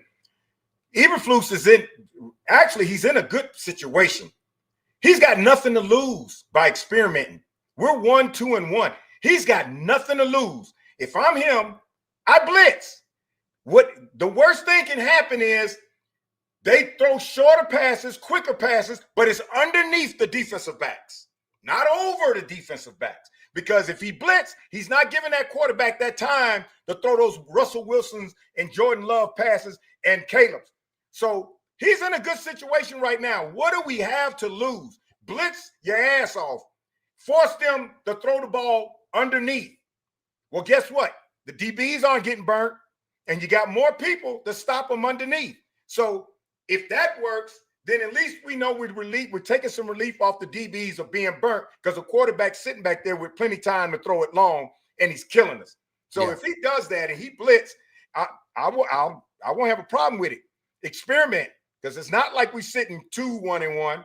We're 1-2-1, and we're looking at a Jets team in our situation that we are with all the injuries we got today that could possibly get a freebie on us. So why not blitz and then save the opportunity from having to go long, and then we're sitting there like this? Oh hell, there's another bomb, because the quarterback's going to have to get the ball out quick if we blitz, which means he doesn't have time to throw it long, and which means our DBs can't get burnt. And the thing is you can, at least you're making them think, because they're like right now the quarterbacks are so comfortable. They're just comfortable back there. There's no threat of it because he's just not doing it much. And he increased man coverage from 5 to 13%. Like, and I don't think man coverage. I mean, it's that ain't going to be the cure all. But I think they need to mix things up a little bit. And they just kind of got to continue to mix things up and just see what happens. But the year is going to come down to the defense. I mean, there's no doubt about it. The offense is there. The defense has got to improve, and you're hoping, and it's all hope. You're hoping that some of these guys come back, and then maybe Eberflus kind of mixes it up a little bit. Quick update: it looks like the Browns are beating the Vikings 10-7. The Vikings are that interesting team where they won 14 games last year. You look at the schedule because then Dallas, for the first time in NFL history, they're playing 14-win teams 4 games in a row, right? Philly, then the Chiefs, then Detroit, then the Vikings, 4 in a row. And you thought about it, like when I first saw the schedule, I'm like, all right, well, Philly, you just kind of, they'll hold serve, we hold serve, or you split that one. Then you have Kansas City, which I'm like, well, Kansas City, they're really good. We're screwed. And then you have Detroit, going up to Detroit, not the place you want to be. And then Minnesota's a 14-win team. So now it's kind of like Philly, you split. Kansas City, I think Kansas City's not as good. I think we got a better than good shot at beating them. Detroit, I think, we probably got our hands full with that one. And then Minnesota isn't as good as they were last year. They don't look as good. So that's why I always tell people, when you look at the schedule, don't get so caught up. Like, it's not who you play, it's when you play them. Yeah. And teams change so much from year to year. There's always that surprise. Like, to me, Arizona has been playing good football, and we play them.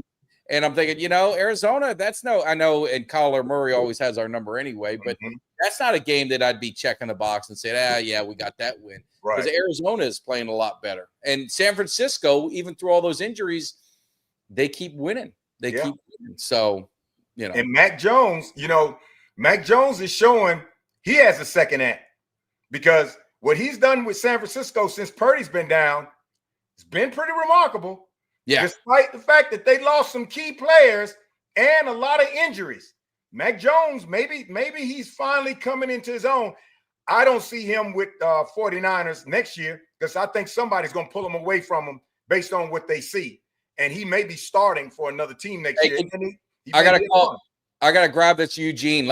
Can you handle the show real quick? Yeah.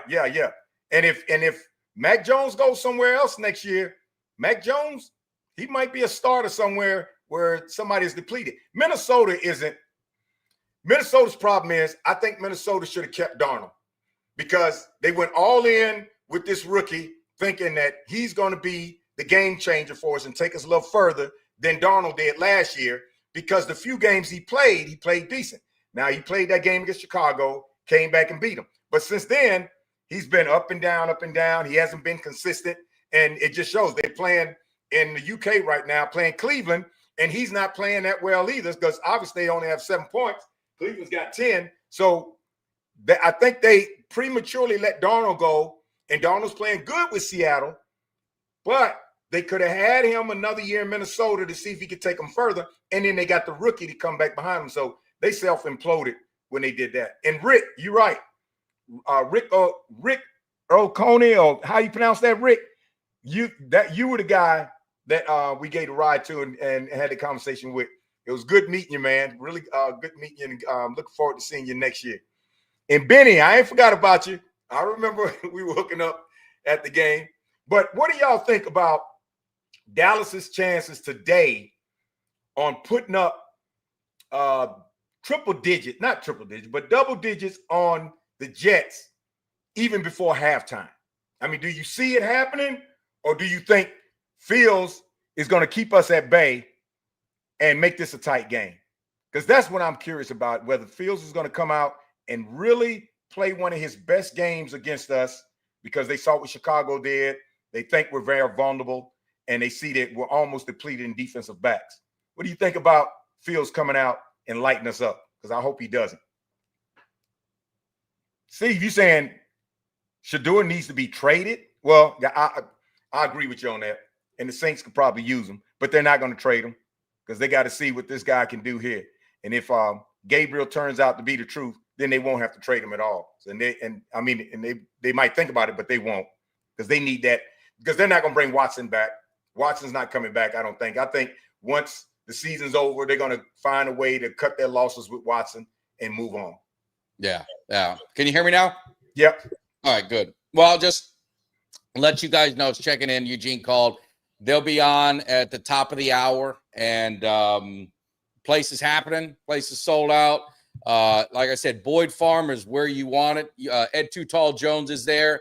I got a heads up that, I mean, in the next few weeks, you got Randy White, you got Mel Renfro, and Doug Donnelly are going to be there together. Doug Donnelly's old, you know, you remember him, the receiver. Yeah, I remember Doug Donnelly. So it's going to be a lot of fun. So any of you guys in the Dallas area, all the road games are going to be done there at the watch party. It's a lot of fun. And yeah, so definitely check it out. Hey, Drew, I'm not quiet on TikTok. I'm on there every week. Now, this week, I won't be, because I got all the uniforms. I got the Arctic uniform. I can't put the Arctic on this week because I had toe surgery. Oh, no. And I'm still healing from it. That's why last night, I didn't put on the Miami Hurricanes jersey. I wanted to go because they were going stormtroopers, and I love that all white, and I got it. Yeah. I couldn't do it because of my toe. And today, Dallas going all white with the Arctic, and I love the Arctic. I got it all from the cleats to the helmets to everything, and I really wanted to dress out in it, but I couldn't. But I'm still on TikTok every week doing the hype videos for both teams. It's just I couldn't dress out, and y'all know me. I'm in my element when I'm dressing out because I feel like Coach might need me, and I could just get on the Learjet and get in there. One good play. Let me ask you about your cave, because I love your cave, obviously. I'm going to get up to that panhandle so I could see it. Do you change it for the Miami games? Like, do you just reorganize stuff? Yes. And okay, it takes a while because most people think I got 2 rooms. Yes. They say, he's got 2 rooms. No, it's not 2 rooms. It's just I have enough. If I had the opportunity to have 2 rooms, you better believe I have 2 rooms, and both would be outfitted. One Miami and one Hurricanes. But no, I'm able to retrofit everything for Miami. Of course, I don't take down all my Dallas stuff. You know, No, because I will see, like I study your stuff. So when I see your Miami, I could see Cowboys like in the distance. I said, all right. So I said he must change out, obviously some of the covers and the helmets, maybe a little bit here and there, and then obviously the lighting goes to that orange and green. So very impressive. And then the table, I got three Dallas Cowboys stadium tables, and then I got one Miami Hurricane table. And what I do is with the other 3 Cowboy tables, the lit tables, is I have this silhouette of the U. So when Miami's playing, the Miami table speaks for itself. It's the Orange Bowl. Yeah. The Cowboys tables with the stadium, I take the silhouette and put it right over the stadium. So the light shines through the U, and it looks like it's a Miami Hurricane table. It looks like 4 Miami Hurricane lit stadium tables. And then I got my Miami Hurricane stuff I put around everywhere. And the lights make the real big difference. Yeah. Because I change them out and everything. And I got the end zone banners and all that stuff. Because, do you change it just for video? Or I guess what I'm asking you is like game day, it's set up for Miami. Whether you do videos or not, it's set up. You got to have that Miami feel. And then you do, the Cowboys, you switch it up, and then you got the Cowboys feel. Yes. I don't set it up, video, and then take it down. It's there for the whole game day. Now, if I have friends, because like I said, I got a good about 5 or 6 Miami Hurricane close friends in the area. If we come over here and have it, then the only thing I don't put down I'll do the video prior, but then I'll move the seat covers because even though I got elastic to keep them in place, it's just kind of cumbersome. But but other than that, everything stays. Everything stays because I gotta feel I'm in that environment throughout the whole game. And then once that game is over, everything comes down. I switch it out for the next team because I know the next team is gonna be playing next, and change all my lights out and I mean, it takes a while. It takes a while to do it. So, and then I put my flags outside, each game. I didn't want to put it out today because I know it's going to rain hard, but I was like, hell, we got to play through rain anyway. No, so absolutely. I put the Cowboys flag out. Did you build this house or did you buy this house? It was custom. Well, the house we had before, which is a couple of miles down the road on the other side, on the north side, it was custom. And then when we decided to build this one, I said, look, do whatever you want to do the rest of the house, but everything else is custom. But I said the man cave is my custom. Everything I want to do in it. So I custom. It looks like a big room. It's 20 by 20. It's 20 by 20. It's big enough, but obviously for a Cowboys fan, it's never big enough. That's why I said like my cave is. We bought this house. So, but I was looking for a house that had an extra room that could be a man cave. Because in previous houses, I would take over like the living room or the family room. And so then my wife's like, that. So when we were looking at houses like 7 years ago, I was like, all right, well, I got to find one. And I had this one that was upstairs and had the whole top. It was like a 2-story, but the whole top would have been it. But it was the way the ceilings were. I was like, man, I don't know if that's going to be right. I would have had to put my jerseys kind of almost mounted on the ceiling. I know what you're talking about. And I was like, I don't want that. Yeah. And then I looked at another one. And then we found this house. And this house, basically, you walk through, like the main house is over there. So it's off to the side. And then it goes into the garage. But I would probably say it's, 20 by 12 or something like that. It's not as big. So I change stuff out. Like I have all my pictures framed. And then every now and then I'll just kind of change pictures out because I have more pictures in space. Right. And then I just kind of change it out. But I wish I had a bigger, like a bigger. Like I have a cabin up in Blue Ridge, and it has the basement. And I always said, man, if I do that, I will set that up as my man cave. Right. The only bad part about it is it's all wood, and you don't like hammering, and it's all that pine and. Yep. I'm not sure what I'm going to do in my older, in my retirement years, at what I'm going to set up. But I like this room.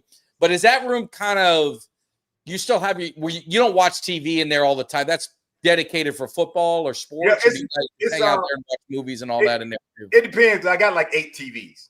Yeah, all over the house. So the living room, I might be in the living room watching TV, or I'll be in the man cave watching TV. Mainly all the movies and stuff like that we watch in here, because the surround sound is in the ceiling here, in the living room, and in the office. So we still have it. But a lot of times I'm in here because I'm doodling around in here doing something, or watching the game, especially during football season. This is where I'm at. But Mike, when we were getting the house built, the builder, when I told him what I wanted, he was like, well, Greg, if we go upstairs, you can have the entire layout of the house as your man cave upstairs. And I could have done that. But the thing was, I was like, look, I got bad knees. And not only that, as you get older, you get tired of going up those stairs. And then, then moving furniture, got to go upstairs and all this. And I was like, you know what? My days of going upstairs are over, because I'll get upstairs and I'll have that entire, man, I could have put a bowling alley up there. I'd be like, that's why I have to stay. And then he said, well, get your elevator. I said, man, no. You put an elevator in here, you got to have elevator maintenance money. And I'm like, I'm not doing that. So I decided to stay on one floor because I don't want to do those stairs. And because of the lot we had a half acre at the other place. Because I said, if we don't move, I'm going to build a huge man cave the size of a house on the other half of that acre. And we had a lot of land back there. And I'm going to have a tunnel coming from the main house, brick, just like the rest of the house, that goes straight to the man cave. Yeah. But then we decided to move here, and this was 1/4 of an acre. And I stretched it out as far as I could to the easement to get my room the way I wanted.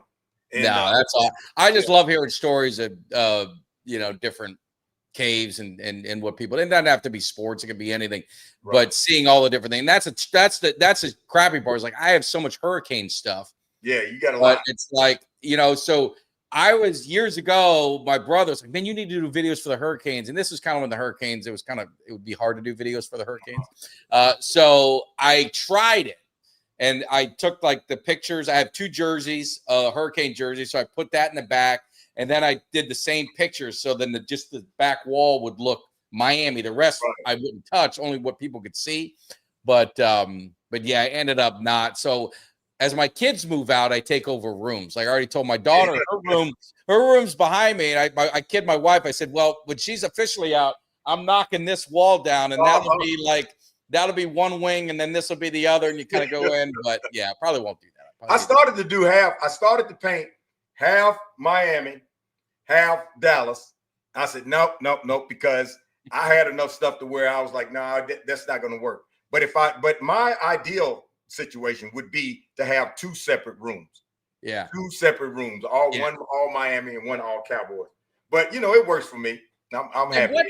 Here's the dilemma that I always say, and I hate to say this because then I don't want to get morbid, but what happens to all your stuff? When it's time for us to leave. I know. I've thought about that over the years, and I'm like, well, who in the family that I know that's a Cowboys fan that I can will it to? That's how I think about it. But what'll probably happen is, my brother is a diehard, one of my brothers, Jim, he's a diehard Buffalo fan. Mike's a diehard Pittsburgh fan. It'll probably go to them, and they'll just do whatever. They'll do whatever. They'll keep some of it for sentimental purposes, I'm sure, and either sell it or gift it to some other people. I don't know. Yeah, that's what I like. My son's he's a Cowboys fan. So, I mean, I figure, all right, that's easy. But like some of the stuff, I'm like, I just don't know. Some of the stuff is pretty, you got that one too, but I've had that team, the 77 Cowboy statue. I've had that since I was probably 15 years old.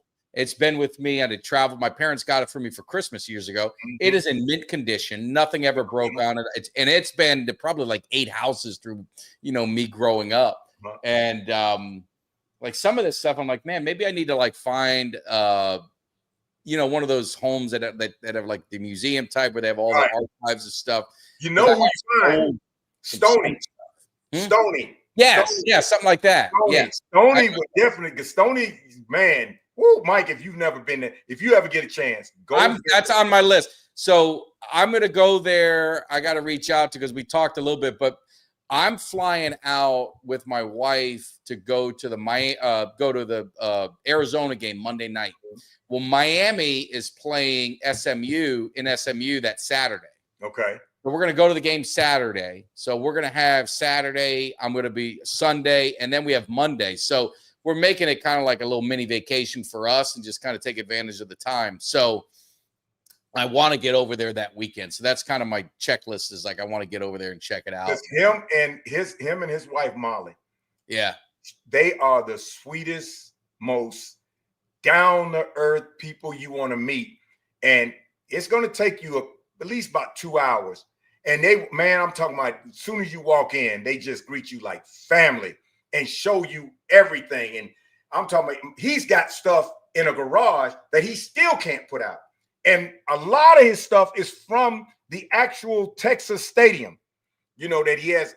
And Stoney's museum is one of those things I talked to him about. I said, Stoney, it would be nice if the Dallas Cowboy organization built something in Frisco where you could have all of your stuff put there as the official Dallas Cowboy Museum. Because I don't think anybody in the world has what Stoney's got that can be in our archive museum. When you say cards, books, and whatever, I'm talking about going back to his childhood in series all the way up to today. You can't find this stuff. And Stoney's is up, and him and his wife are so gracious.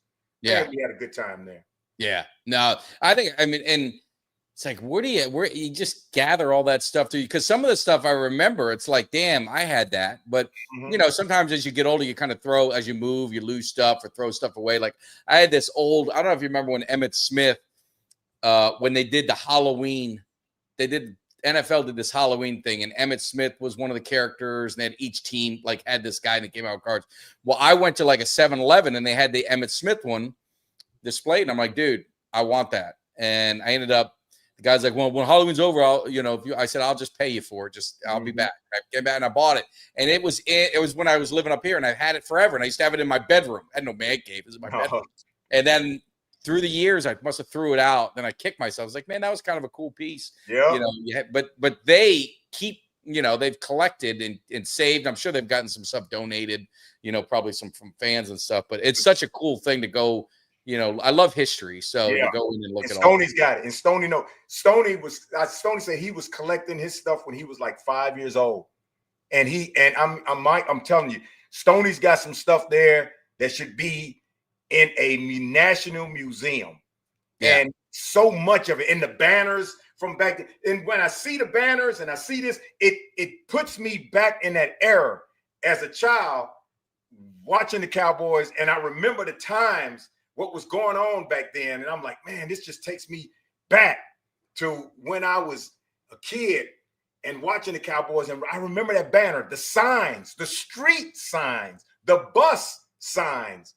I mean, he's got it all. And it's just amazing to be there, man. They are very, very pleasant people to be around. They offered, he said, y'all want to go to dinner? We can go down this place right down the street and just have dinner. It's like, I had met this guy 20 years ago. That's how we gelled. And I told him, I said, no, because we got another appointment. We wanted to go meet some people right away. But he said, next time I'm in town, just give him a holler. And when I see, he'll be on TikTok. And that was the thing. So I know it's hard to see, but I remember that. Yeah, that's what it looked like. I know you can't see it. But if you Googled, it's Emmitt Smith. He was a Lone Star Sheriff. It was Coca-Cola did it. Monsters of the Gridiron. If you Google that, you'll see it. But that was the display that they had, and I had it forever. But well, all you Cowboys fans, go on any social media or just type Stoney's Star Museum, and if you ever and you'll get to see the videos of his museum. And when people go in there, and he doesn't charge. It's just donations. Yeah. And Michael Irvin's been there. All the Cowboys stars have been there. I think Roger Goodell went by it, but when you go, you're going to spend an hour alone just in his front yard, and then you go inside around the garage side, then you go inside the house and you'll see everything, and you'll be there forever. There is not one room in there that it's not Dallas Cowboys something. Yeah, I know. It's a ton of stuff in there. Our man Cowboy Fowl, he's there. He's in parking lot 26 in Midnight. A lot of blue jerseys. That's what I like. I'm pretty sure a lot of blue jerseys. Well, I wonder what the weather's like up there. Is it kind of cool because it's October, or Cowboy? What's the weather like? Give us the report. Give us a temp. Give us all that kind of stuff. If you're still listening to us, definitely check it out. Yeah, I love the Apex. I had that blue jacket. That was the only. Living in South Florida, we don't really have jackets or coats or anything like that. So, yeah. In my jacket, I still got that starter jacket. Looked like the Wave back when Jimmy Johnson was the coach. It was from starter. I still got it, but I can't wear it here. We don't get that cold. And by the time it does get that cold here, hell, the season's been over a long time ago. Bright and sunny, 85. So that is that's almost football weather. Yep, almost. They get it down to the 70s. That'd be some football weather. Tyler Smith out today. Thank you. Is that so? They got the one. So that's 4 offensive linemen. This is what we talk about. 4 offensive linemen that are going to be out. And I trust Ultra. Ultra knows his shit. So, Mike, you know what I noticed? I was looking at the injury report today, and Jerry's fixated on Jalen's and Tyler's. Yeah, we got a hell of a lot of Jalen's and a hell of a lot of Tyler's. I don't know what it is about those 2 names, but he is fixated on the Jalen's and Tyler's. I was like, damn, we got some Taylors.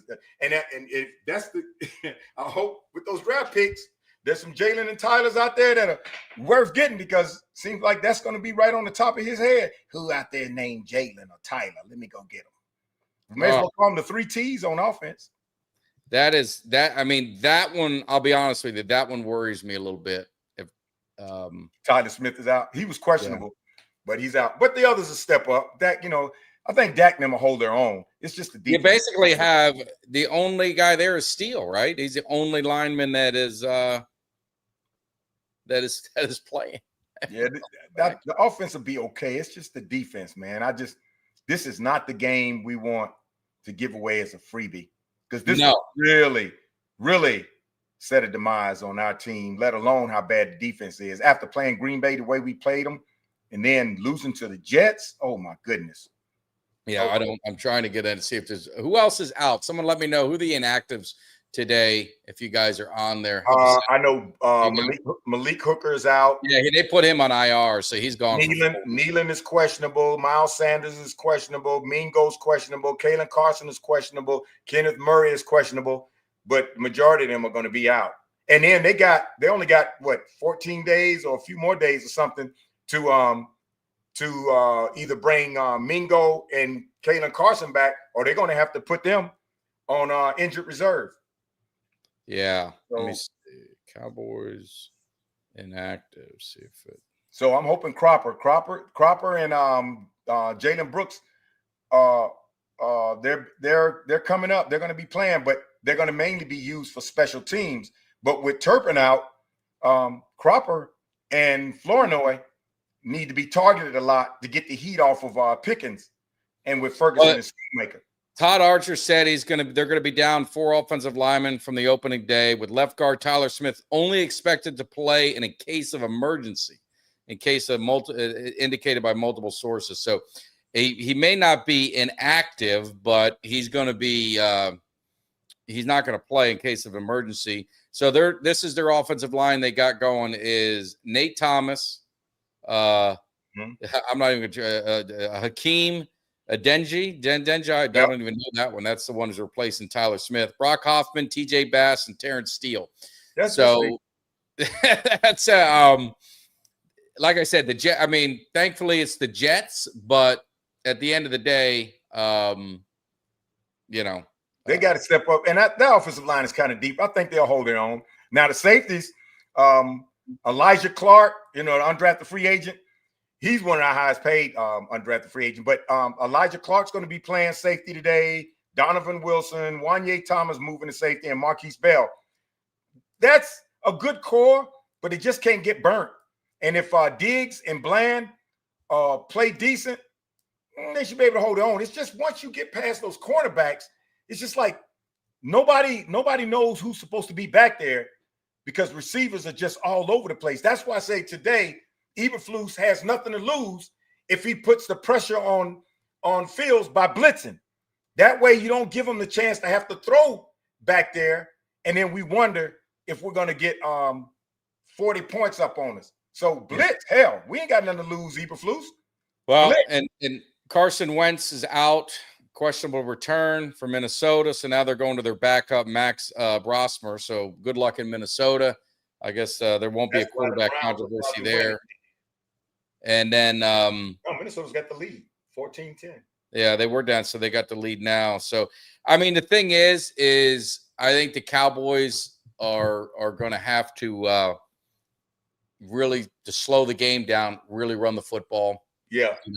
So I was a big take the over. I still think maybe take the over, but with some of the injuries and stuff, I'm wondering if the Cowboys are really going to try and control the clock, limit possessions, and not get in any kind of shootout. But with the defense, sometimes they just can't help themselves. They get pushed into a shootout anyway. So it's just kind of see the way it works out. But if we control their offense and they're 3 and out, I think that'd be the game plan for Dallas. Just run the ball, control the clock, and then throw when we need to, or when the opportunity avails itself wide open.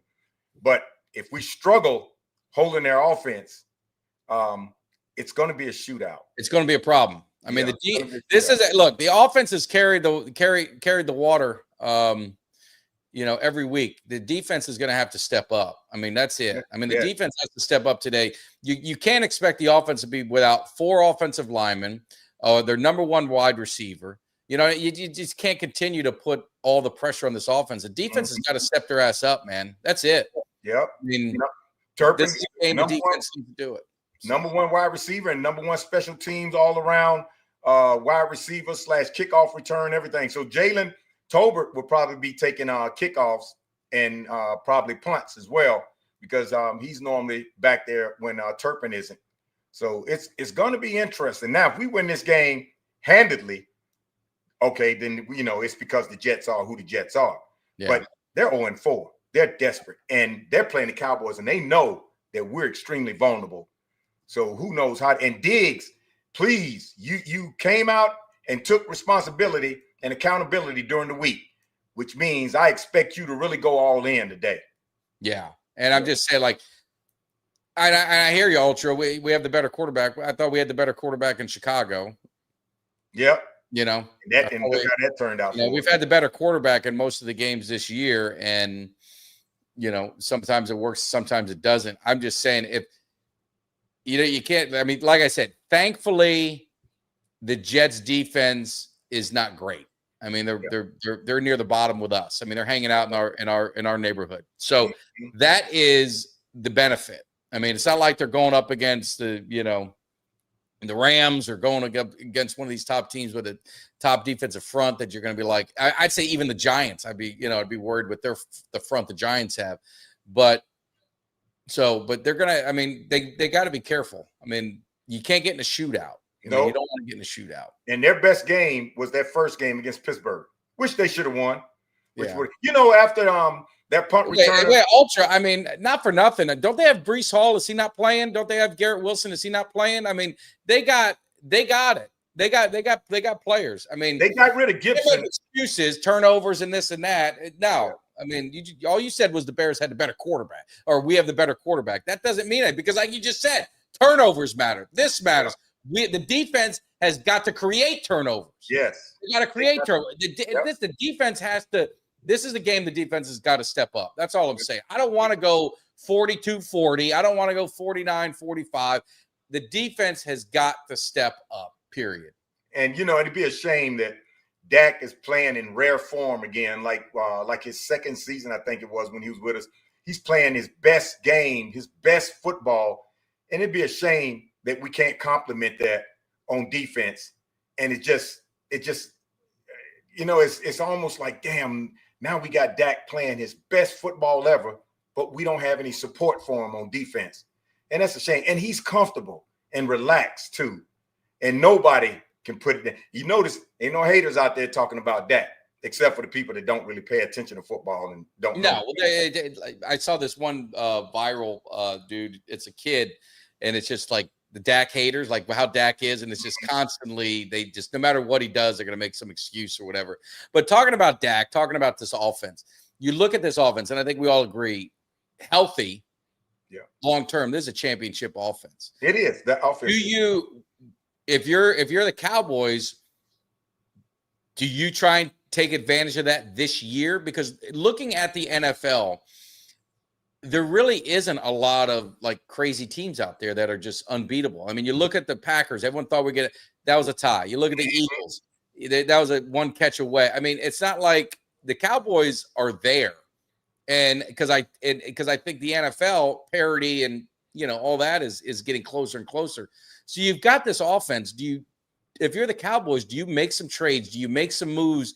Do you do whatever you can up to the trade deadline to kind of fix this defense to be able to make a run? Well, undoubtedly, this year, Jerry better not sit on his ass and bypass that opportunity, because it is absolutely 100% clear where we need help. And there's no doubt in my mind that during the free agency, or even now if he can, you get whatever it takes to shore up that defensive backfield to help us, because we just need it to be decent. That's it. If they're decent, we're fine. And if he doesn't take advantage of the opportunity this time, where he had the opportunity to get one of the two premier running backs last year and didn't do it, he doesn't take the opportunity now where it is clear that we are totally deficient back there, then I don't know how in the hell we're going to ever get back to a decent defense. So, yeah, any other team right now would have already been trying to make some moves, even from the practice squad. But, well, I mean, they've got Clown, so they did that. They've made I'm talking about making a splash move, and it's not giving up one of our first. No, I'm not doing that. But giving up a third, giving up a second, something like that.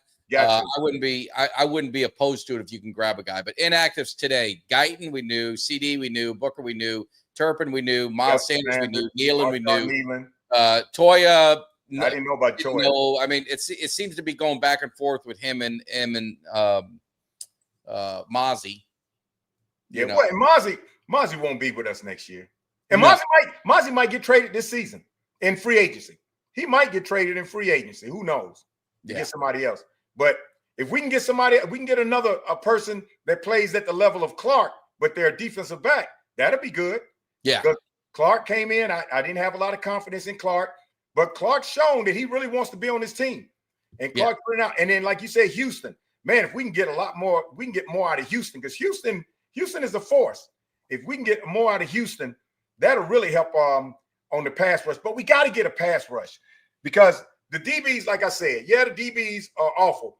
But part of it is we're not getting a pass rush enough to make a quarterback have to sit back and think. Yeah, that's fair. Yes. Yeah, and we get a pass rush, then it won't be so much definitely on the DBs, because DBs don't know where receivers are running. Receivers know where they're running, and if they got enough time, they can run around. And just like the Chicago game when Caleb had all that time on the 10-yard line and found that tight end wide open in the end zone, it's because he had too much time, and the DBs couldn't check everybody. So we need you know what? First in free agency, if he can, and we need to get somebody that can put a pass rush on them. Yes, look at DBs, but get somebody who can put a pass rush, because our defense, the number one reason we're deficient is we have no pass rush. Yeah. With a pass rush, I think our current DBs can be decent. Yeah. But we got to do something. I mean, I think, to Ultra's point, I mean, it's a lot of ifs, right?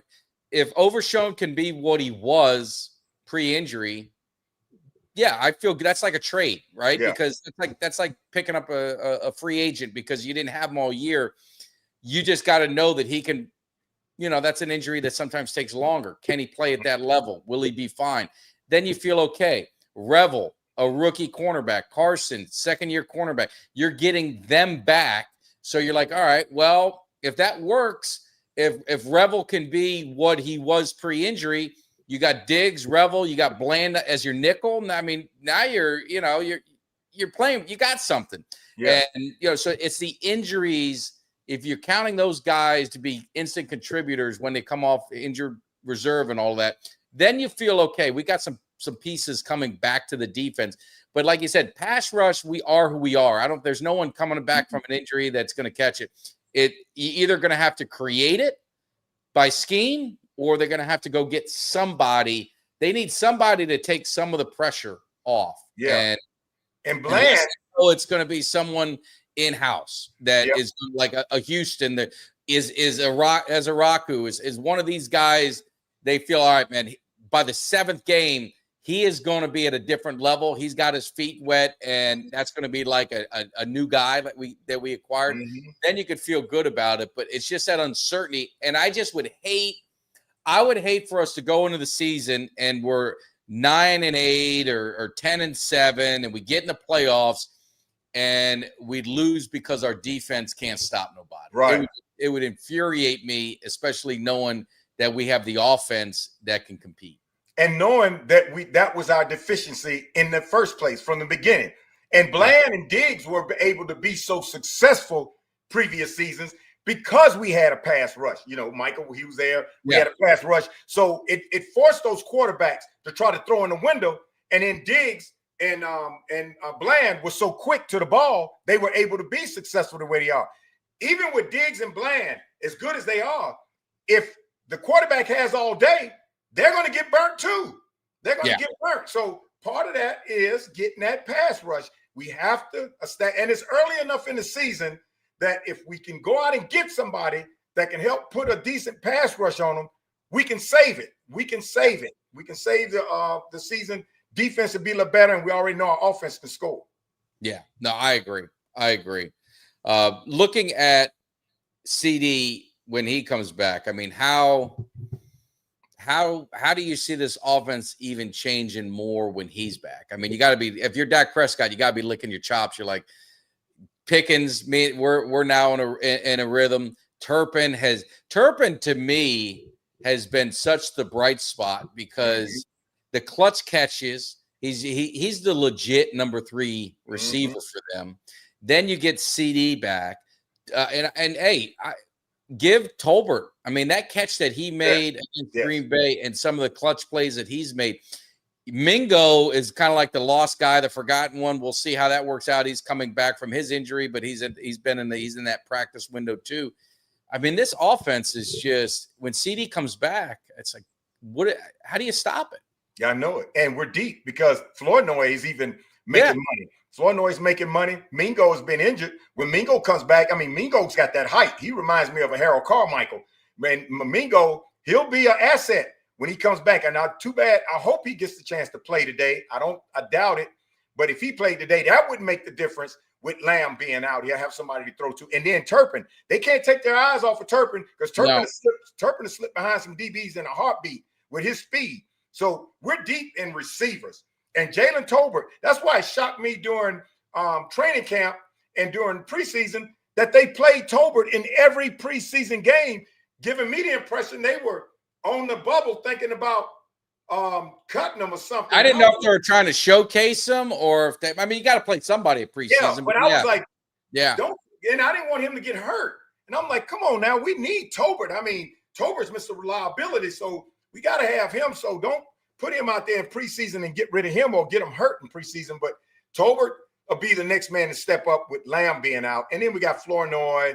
And if Mingo gets to play, I think Mingo would be a great asset. So the offense really don't have a lot of issues. Probably the best offense. Would you say it's the best offense that Dak has had? Since the best offense he's had since like his second or third season when it was lights out. But yes, in a long, long time. I mean, just the depth and just at every position, you've got depth at the offensive line. You've got depth at receiver. I mean, we'll see. Jadon Blue's active, so he's going to get his opportunity. Let's see what he's got. Like I said, I think they're going to be a little bit more cautious with him. I don't know if they're going to throw him to the wolves yet. I think they're going to be selective in his play, so that's going to be a heavy burden on Javonte Williams, who's been great. And then what do you do?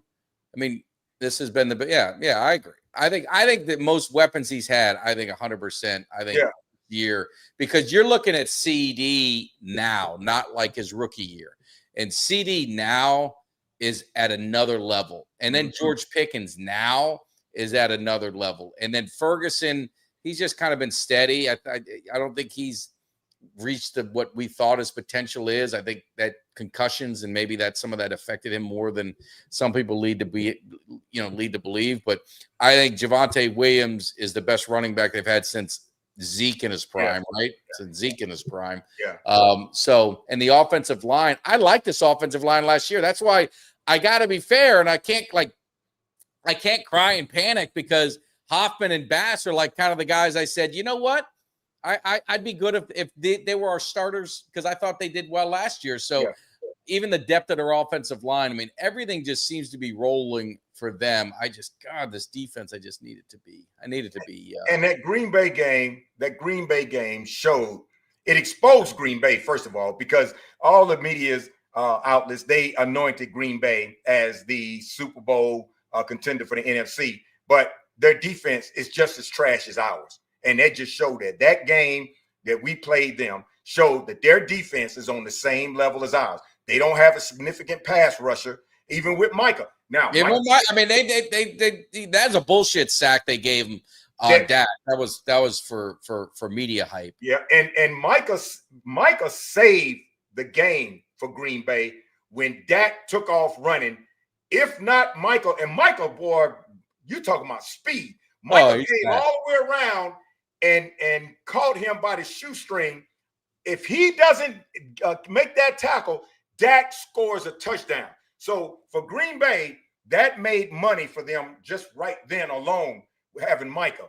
But Green Bay's defense, other than that, Green Bay's defense is just as trash as ours. And if that same defense is going to carry them through the season, they're in trouble. They're in trouble. Yeah. And that game to me was equal. Their offense was just as talented as our offense. So we're on the same level. Their defense was just as bad as our defense. So it exposed Green Bay, but at the same time, it showed us we can compete with Green Bay offensively.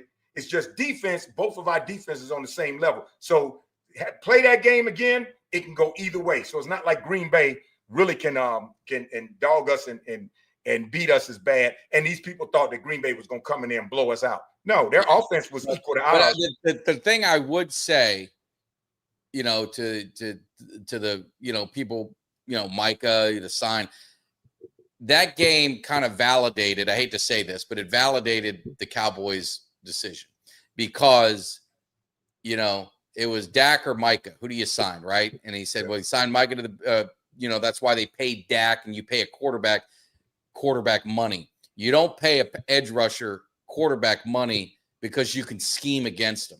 And they schemed against Micah. Yeah, Micah was a non-factor. And now Micah created havoc. Micah is one of the best defensive players, if not the best. So there's no shot on him.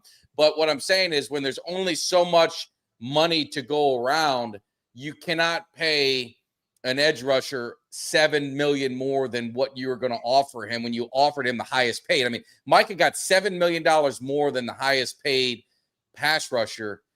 That was just too steep. So that's what I'm just saying is I was okay with the trade. I hated the timing of it. I wish it was draft, but I think in fairness, I think the Cowboys just thought he was just going to sign. And I even, I was talking to his brother a little bit, and I think everyone kind of thought it was going to happen. And then for whatever reason, with the whole agent thing and whatever, I don't want to rehash the whole thing. Yeah. It just got personal and whatever. But that's why you pay a quarterback. That's why a quarterback gets paid what they get paid, is because it's hard to scheme against a quarterback to shut everything down, because they got the running game, or they got this. Where an edge rusher, you can scheme away and run plays away from them and neutralize them and that kind of stuff. So, but at the same token, Mike, if Micah didn't even play with us, if Micah was on Dallas but didn't play out that game against Green Bay, but he wasn't playing with Green Bay, we win that game.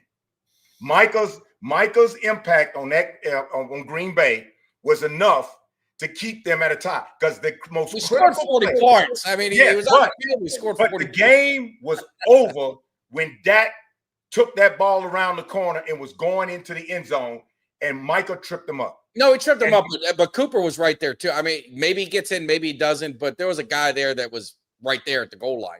But I saw the guy was there. Dak would have made it. Dak was only like 3 yards away. That touchdowns, we don't kick a field goal, we win the game. Well, I mean, that was a whole other thing. Is like on and I give Shoddy credit because he owned it. Yeah. Because the question was, why wouldn't you go on fourth down? Why wouldn't you have just gone for it? And I think he said that he got beat on he thought they thought they had the third down call. It was a good play. The defensive matchup that they thought they were going to see man with Green Bay, and they ended up doing like a cover 3 or cover whatever, and he wasn't expecting it, and they beat him on that play. So it kind of gave him reservations to, all right, let's just get the points and, do 4 and 4. But, I don't know. I mean, I know you can scheme because, I mean, you could look at Micah Parsons in the playoff games. Teams are able to scheme out of him. And I'm not saying he's not great. He's phenomenal. But I can't have my second highest player be a DN when I'm paying a quarterback $60 million. Now, if Dak was only making 20 or 30 or 40, then you can think it. And you could argue, then you could flip it back and say, well, Dallas should have signed him a year earlier. It would have been in the 30s. Right. So I give Dallas their share of the blame. But I think in that situation, when things went south and he agreed to 40 and a half, and then he changed it, his agent changed it and said, no, we want 47. They kind of put the Cowboys in a no-win situation, and they had to trade. So yeah, and anyway. And in that game, Green Bay, I felt, even though it was a tie, I felt good about our offense. I felt real good about our offense. We scored 40 points, but the defense gave up 40. And I'm like, if we score 40 and we give up 40, okay, let's try to average something out. That means there's the likelihood we're going to give up 32 to 34 points a game.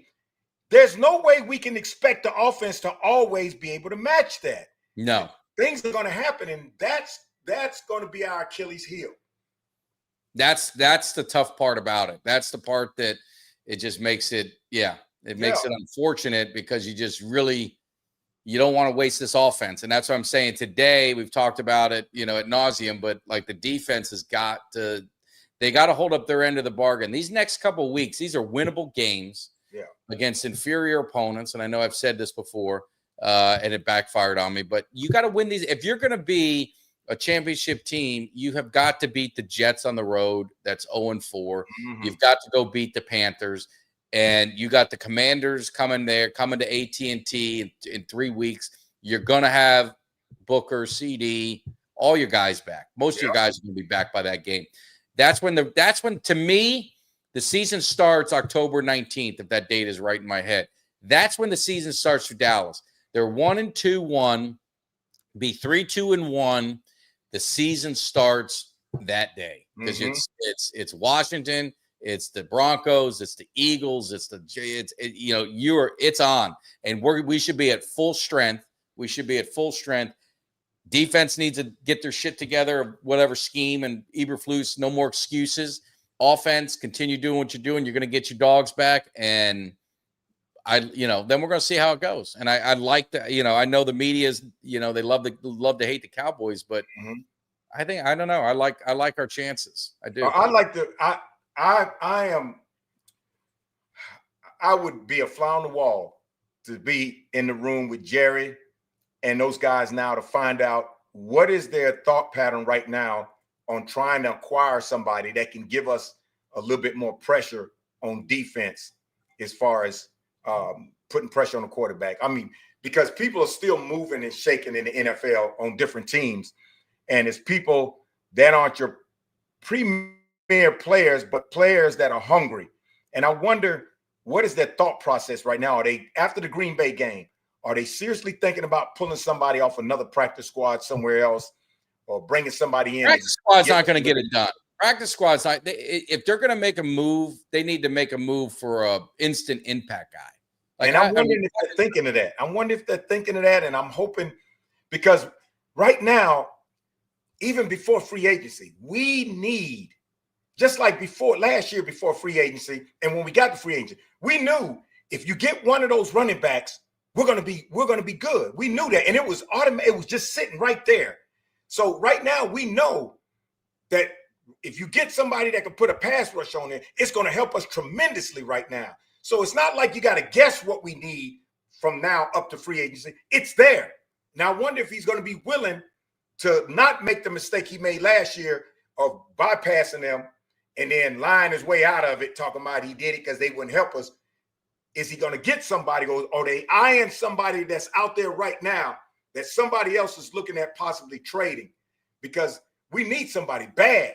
Well, it's just like if they can get a guy, like a veteran who's on his last deal last year, something that they can get. It's not, you're not taking on a big contract. You do not give up. Like I agree, Roberto, we're not giving up. Do not give up first round capital. No. Do not give up any first rounders. Absolutely not. I would not do that. Get from them. But I would look like the Raiders, the Bengals, the Giants, the Saints, these teams that are kind of like 0-4, 1-4, whatever it is, their season's over. Try and get, if they've got a guy that's, at the last year and they're going to need to get paid and the team ain't going to pay him or whatever it is, they got to find somebody. It's a rent a player. They got to rent a player. And that's the one thing I would say with the Eagles that you got to give them credit for is they do. They take their shot during the season. If they're weak if they see a weakness, they'll try and make a move and do something. That's where you got to give them credit.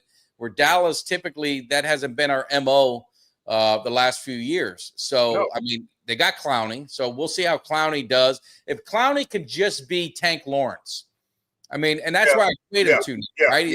Good run stopper. Just create some havoc in there. Not going to have a ton of sacks, but just be disruptive. Yeah. That's a win. That's a huge win for the Cowboys of getting grabbing a player. But that's got to happen. Yeah, and that's why I admire the Eagles when it comes to acquisitions. They look at now. They're not saying, well, we need somebody that's going to do this for 2 years from now, 3. No, the Eagles are taking all their chips and putting them on the roulette table now for now. And they've been doing it for the last 3 seasons. We want to do it now for now. And because they've done it, they've been successful at it. So we need to do it now for now. If we did it now for now last year, Derrick Henry be wearing a star or Barkley wearing a star. And I guarantee you we would have been better last season and better this season so far too. So we need to do it now for now, like everybody else, especially how the Eagles are doing. And it's become their blueprint. So, and that's the great thing about it. Their entire management has made that the blueprint, and that's why they can plug and play. And the only thing that can hurt that right now is the controversy right now as far as play calling for receivers, because if AJ gets a little bit louder and the media feeds on that, like Mike Greenberg loves to feed stuff like that. He feeds it and AJ feeds it and he gets louder, AJ will be out of there. And that'll be one less asset they got at Philly, and that'll put a little chink in their armor. Yeah. No, I agree. That's the thing you got to watch within your division. There could be some tension, boiling over. And I mean, it makes no sense because they're, like we said, they're winning, but you don't know what's going to happen with them in that locker room. And like I said, locker rooms are a fragile place, man. It can create and just spread out and just be a huge problem. Washington's the other one. So look at the teams ahead of us. Washington with Jaden Daniels coming off the injury. They got the Chargers. We talked a little bit about that earlier. They're on the road versus Chargers. Philly is at home. So they got the home game against Denver, but Denver is a tricky team. They are a thorn in our side. We can't seem to beat them. We hadn't beat them since the 90s for whatever reason, no matter what Broncos team it's been. So, it's interesting that if Denver beats them and Washington loses, and now you're looking at this Cowboys team, you're like, well, geez, they're right in the mix. They're right, 1.5 out of first place. I hate that half. Should have been just one. And they're jumping, they're getting closer to Washington. So it's crazy. There's a lot of football left. I mean, there's a lot of football left. I'm just hopeful that if the Cowboys get healthy and get on the run, that they don't waste opportunity. It's tough. I mean, it's hard to win in the NFL. I know people like to make fun of the Cowboys and not winning and yada yada. But how many teams have never won? Yeah, that's right. And some of them are the loudest. And I'm like, and you won what? Yes. Well, we won the championship before they had face guards on helmets. So, No, we don't count that. Before Let they me, socks in their thighs. And CJ Daniels, in order for Washington to be successful, they got to have CJ, because they wouldn't have got some hell of acquisitions in the offseason. Those players they got, I mean, like, damn, they loaded up. But without him, without the field general, it's Mariota's holding his own, but without that field general, it's not going to take them that far. And the Giants, because Malik Neighbors is out, they brought in Dart. I could see the Giants maybe saying, you know what, let's loosen up on a few players. And the Giants try to build around Jackson Dart, and let's let some of these premium players go so we can try to build. So the Giants might be a good farm to go and pick some fruit from. But they don't want it to happen in the division, because they made that mistake once with Barkley, and I'm sure they don't want to repeat it. No.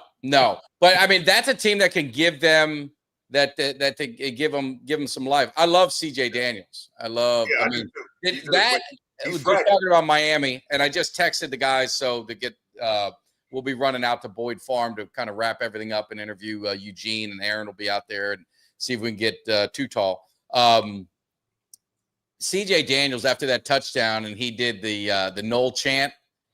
And I don't know if you saw that. You could hear it. Oh, go back, you'll find it. So he scored a touchdown, and in the camera, he's doing he's doing Noel, and it was probably one of the best celebrations. It was great.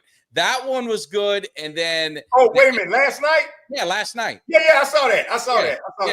Yeah. Not Jaden, CJ. Not Daniels. I'm thinking of when I was saying CJ Daniels, I was talking about the Commanders, but I got the wrong name, Daniels. But I saw that last night. I heard that last night. They even, because you could, I guess the broadcast somehow it picked it up live. Picked up the audio. Yeah. And then the stupidest one was when Florida State scored. They were down like 28, and they finally scored. And the guy, he's doing the sleep. I was like, dude, did you look at the score? Like some of the celebrations, these guys, they need to know kind of where they're at. They got to read the room. Yeah. Kneeling probably to his fans. Well, fans, we may as well go to sleep after this one. Yeah, bro, Nealon inactive, which I think I he's inactive. He's inactive, but I mean, I don't think that's going to be very, very impactful. Sam Williams, I want to see more from Sam, because after Sam was injured in training camp last year and he came back and he was so excited. I was in the first, I think it was either preseason or the first game, Sam Williams was playing a good game. I want to see him really, really step up. Really step up. Sam could make a difference if he really steps up. But I think Mozzie's a bookend. He's just a bench rider. I really feel like they're gonna try to get rid of Mozzie, but I don't think anybody's gonna want him. I really don't, unless somebody's extremely desperate. He's part of a trade where, okay, we'll throw in Mozzie with you, but I think Mozzie's is wasted, and he could be much, much better than he is. I just don't think he wants to be. Hang on one second. I don't want to. I'm trying to get them their link. He sent me the wrong email address.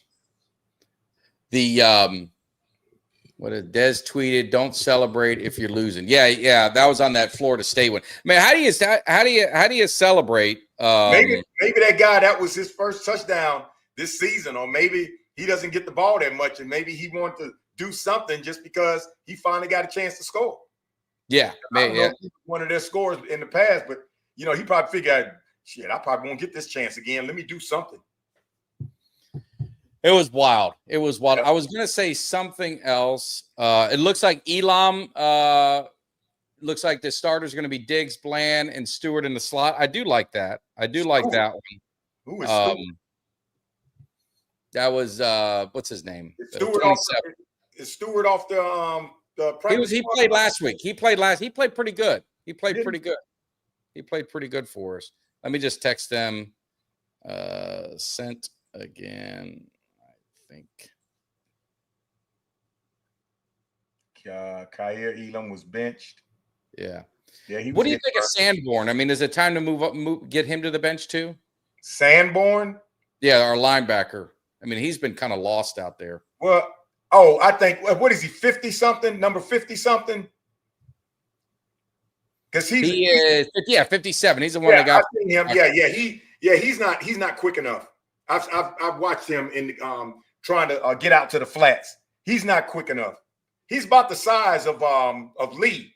He looked like the size of Lee, but maybe just a tad bit shorter. But he's not quick enough. He's not quick enough. But maybe that's all they had to put out there right then for him or something. I don't know, but he doesn't seem quick enough. No, I like the, and I hate to say it, I like the kid from Florida. At least he's got some more speed. Get in there and be able to wreak havoc and that kind of stuff. So it just shows that we're hugely missing Overshown. It really shows that we are missing him. He's a freak of nature.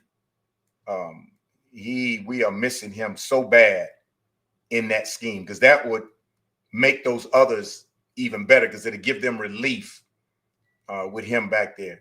And they were talking about him coming back game 8 at the beginning of the season when he got hurt. So I'm thinking probably game 6, he would probably really want to be on the field. But I think at the earliest it'd be game 7 that they bring him back. Put him out there. And that might be out of desperation. I just hope it doesn't set him back, because if it sets him back, he's gone for the season again. Yeah, no, I agree. I know Jack, he's that guy that Eberflus brought over from Chicago Ultra, but he looks lost. I mean, and again, I'm no X's and O's expert, so I'm just going off what I watch and what the experts kind of say, and they show where he's lining up, and he just seems like he's always in the wrong spot. It's a little slow. He's slow, missing tackles, and like you said, we just don't know what to do. But the one thing I'm going to tell you, Greg, if you don't mind, I got these Jets. I got a couple Jets fans that aggravate the hell out of me. And I got one in particular, this kid named Payne. He runs his mouth talking about the Jets, thinking that they're good, and then he's trying to come bother me, interrupt me while I'm on the show. Well, let me tell you something, Payne. You listen up real good. Your team is going to get whooped today. Dak Prescott, Dak Prescott's going to own that crap defense you got. Pickens is going for probably 2.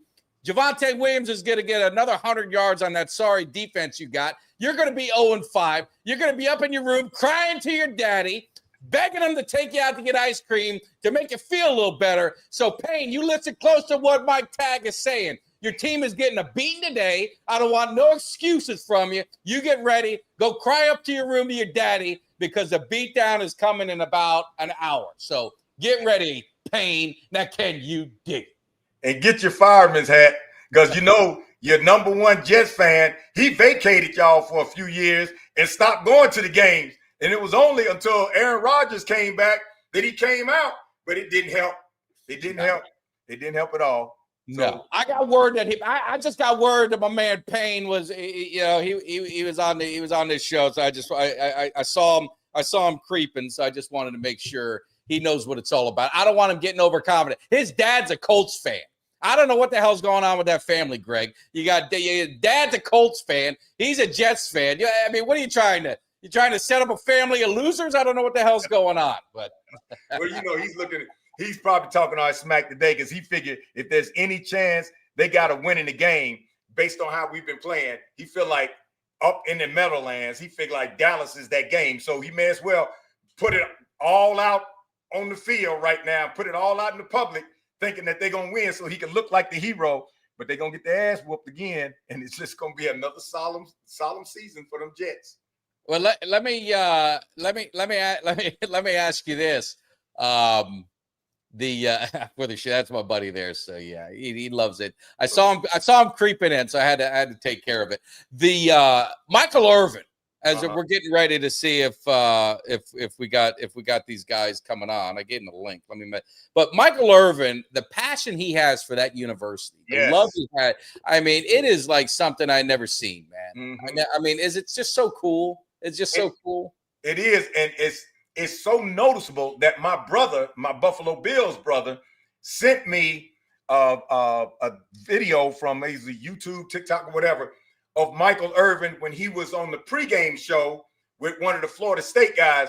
And that's how impressive it was to my brother that how committed Michael is. Michael is down like 10 wet toes for the Hurricanes. And I wish a few of the other players, I mean, there's only a Michael Irvin personality once in the blue moon, but I wish some of the other players would come through like Michael. Michael's been with us through training camp and during the season because Michael really sees the potential in the Hurricanes and where we could go. And he's been down, spinning the horn and hollering on the sideline and cheering. We need a few more to come, not just. I was worried about him. He took quite a tumble. They did, and not just show up. Now we don't need the others to show up just for the big game.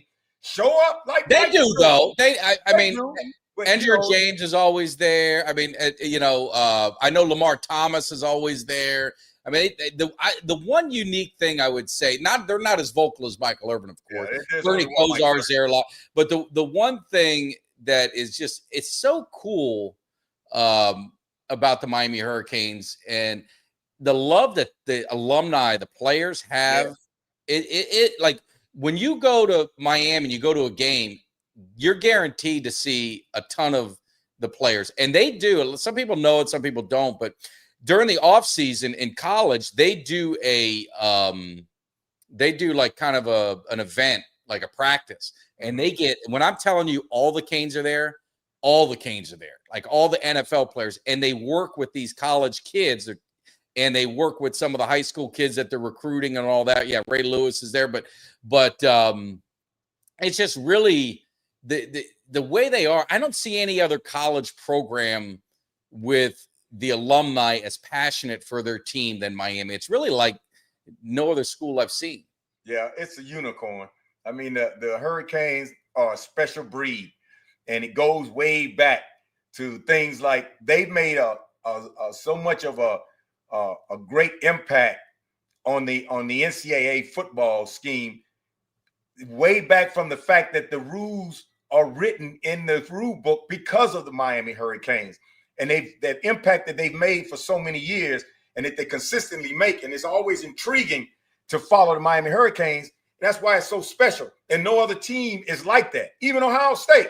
Ohio State is, they're more just, okay, Ohio State is great, but nobody's down like the Miami Hurricanes. I don't see Ohio State doing, I don't see Ohio State alumni like Miami's. I don't. No, they never will be. I mean, Miami. And then plus, not only the Miami Hurricanes being that type of special breed of players and organization, they are a farm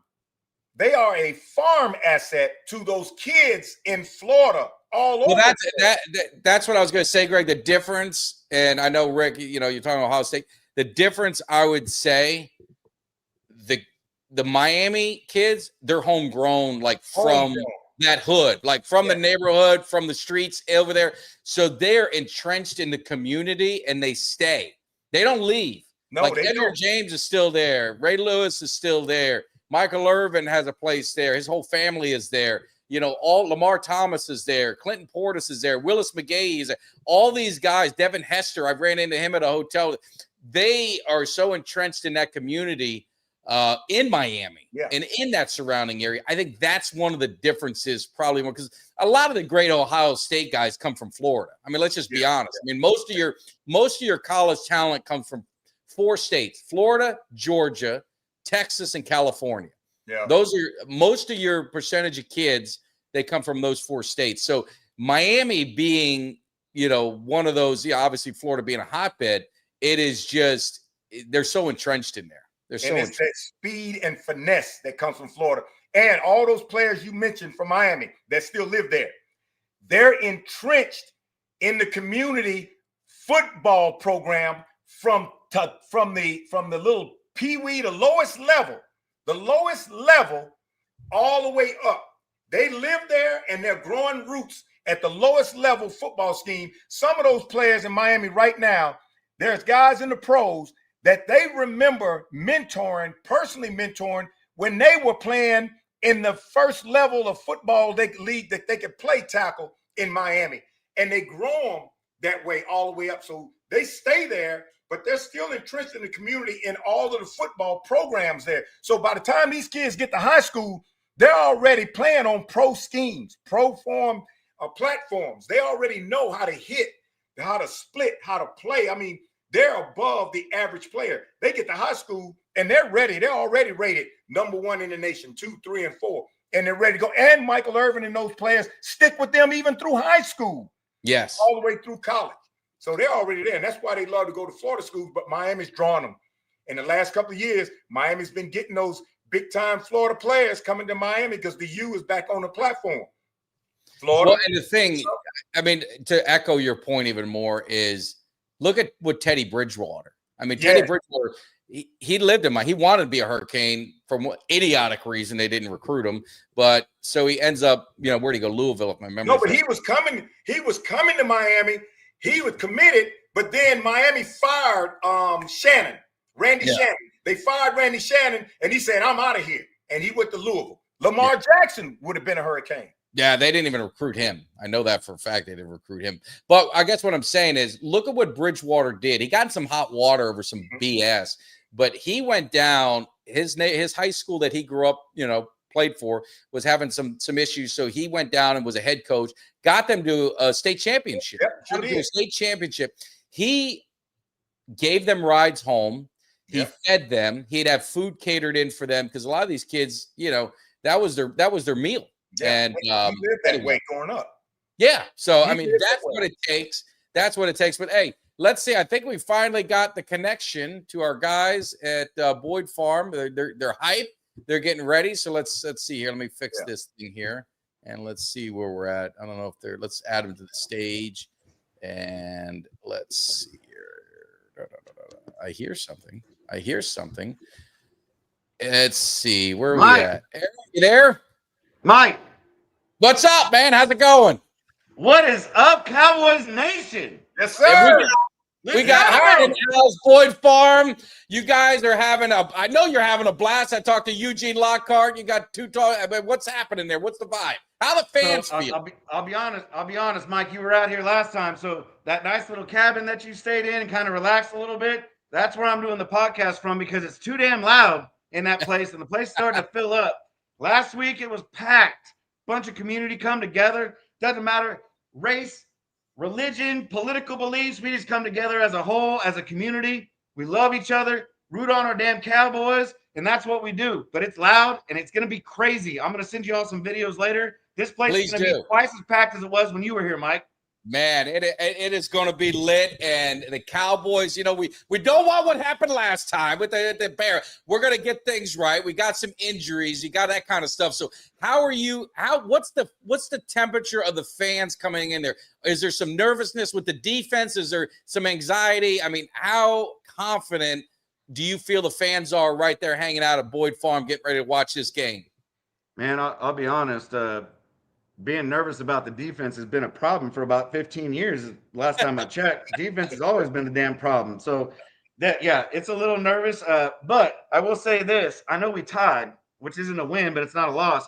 But I think it actually gave the fan base something to root for because, Green Bay was supposed to come in and just kick our ass up and down the field.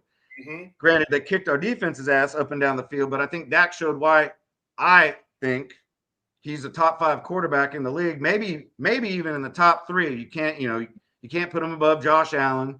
Probably can't put him above Patrick Mahomes. But Dak's right there. I think everybody's excited about what happened with the Packers, even though we didn't win. I think it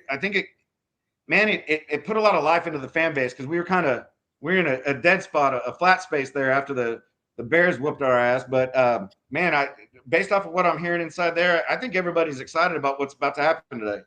No, we love it. And you're, Boyd Farm, you guys, Levon, Texas, if you guys are in that area, that's the place to be. All road games, every road game, they've got a watch party, and it is insane. You get former players there. We talked about Eugene Lockhart, Kevin Smith. I believe Too Tall Jones is out there. They mingle with you. That's what I'm trying to say. You guys, you can get your autographs up. They mingle and talk football with you. It's not like some of these other events where they're hiding behind the corner. I was there for the Bears when Drew Pearson's sitting at a table just talking to fans and doing that kind of stuff. So it's a great event that you guys started, man, and it has been it's getting bigger and bigger every week. Yeah. Yeah, no, you're exactly right, man. It's like it's an experience that you can't find anywhere else. Like you said, the mingling and just hanging out. It's just like you have an uncle over to the house for a barbecue, and you guys just sit and shoot the shit and have a beer together, and that's what this is all about. We just wanted to do something a little different. We want to, again, for us, it's about building up the community. You know, with all the stuff going on in the world today, you know, screw all that. Let's all get together and let's watch a football game, and it's about the fellowship and the brotherhood. So. Man, it's an awesome experience out here. I know at some point I'm going to jump back on here. I got to get Eugene. You know, I got to find Eugene. He's out there doing Eugene shit. Yeah. So, you know, trying to find him is like trying to find a damn needle in a haystack, but he's loud as shit, so it helps. I can find him. I know. Well, you get him over here because we need that passion. We need to get him hyped up right before kickoff. That's right. Hey, I'm going to go find him, and then I'm going to get. I'll keep you on. I'm just going to put you backstage, and when I see you, put me backstage. So I got to find Eugene, and when Ed gets here, I'm going to bring him in here because we want to get him on with you guys before I get him out there to mingle with the fans. Hey, but I love you guys. Thank you so much. Oh, by the way, Mike, big 45 today, baby. It's my birthday. Hey, Harry, a big 5-0. Happy birthday to you. Mine's on Wednesday, man. Happy birthday. Let's get that. Hopefully we can match your birthday with the score against the Jets. Hey, 45-3, baby. 45-3. All right. We'll see you in a bit. Love you guys. Man. I'll be back on. All right. There you go, Greg. Let's see. Yeah. We got that right. So, so they're getting everything going. Hopefully get Eugene on there. And Greg, just when we do it, I'll just kind of prep you just so we got. So we'll jump in. Because it gets hard. I don't want dead. We don't want it. So I'll ask a question. You ask a question. I'll ask a question. You ask a question. Just kind of go back and forth to keep the conversation flowing. That way, I don't want you sitting there. You got to make sure you're involved in it, so it gets a little confusing when people come in. But as soon as we get Eugene in there, we'll get going. But definitely happy birthday to Aaron. He's the manager there that puts this together. And I'm just telling you guys, if you're in that area in driving distance. It is really a cool event. It was so much fun. There was fans of other teams, so it was fun. The Bears fans were there. They got the better of us, and it was all in good fun. But they do giveaways. They gave away a beautiful Drew Pearson jersey, signed, all the inscriptions on there. He put everything on there. They gave that away. They gave a weekend, or it was either a weekend or night for the cabin. So they did that as well. So they do a lot of stuff to keep everyone involved. They had some giveaway things, and I think it's like $10 to park. I mean, that's and some people will sit there and say, "Oh man, why are they try?" I mean, these players. This is how a lot of these former players they earn a living, and it's an opportunity. So they'll come out for an appearance fee and this and that. So it's an opportunity to be able to get them out there, raise some money for them. So you're given $10. It helps those Cowboy players that laid it on the line. That didn't make the money that these guys today make. You know what I'm saying, Greg? So it's just like when we had Eugene Lockhart out at our tailgate. How generous was everyone? And Eugene Lockhart still talks about it. We talked about it after. It just made him feel – it just makes him feel good, like back in the game, and just to see the appreciation from the fans. You know, and there was a Green Bay fan. I don't know if you saw her, but a Green Bay fan that was talking to us over there, and she went over there and got autographed photo from Eugene. And then one of her friends, I don't know if it was her brother or what, and he went over and got one. And Eugene gave him out free. They assumed that he just autographed and give him free. And he didn't say nothing. He gave it to him. I guess he was expecting to see what they were. And they just kind of walked off. And I was like, oh, no. So I went over to Eugene. I said, look, what do you typically charge for that? And he told me. I said, I'll be right back.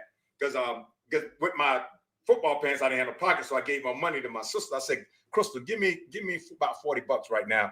And I went back and I told him, I said, this photo, I said, I don't know who those people are.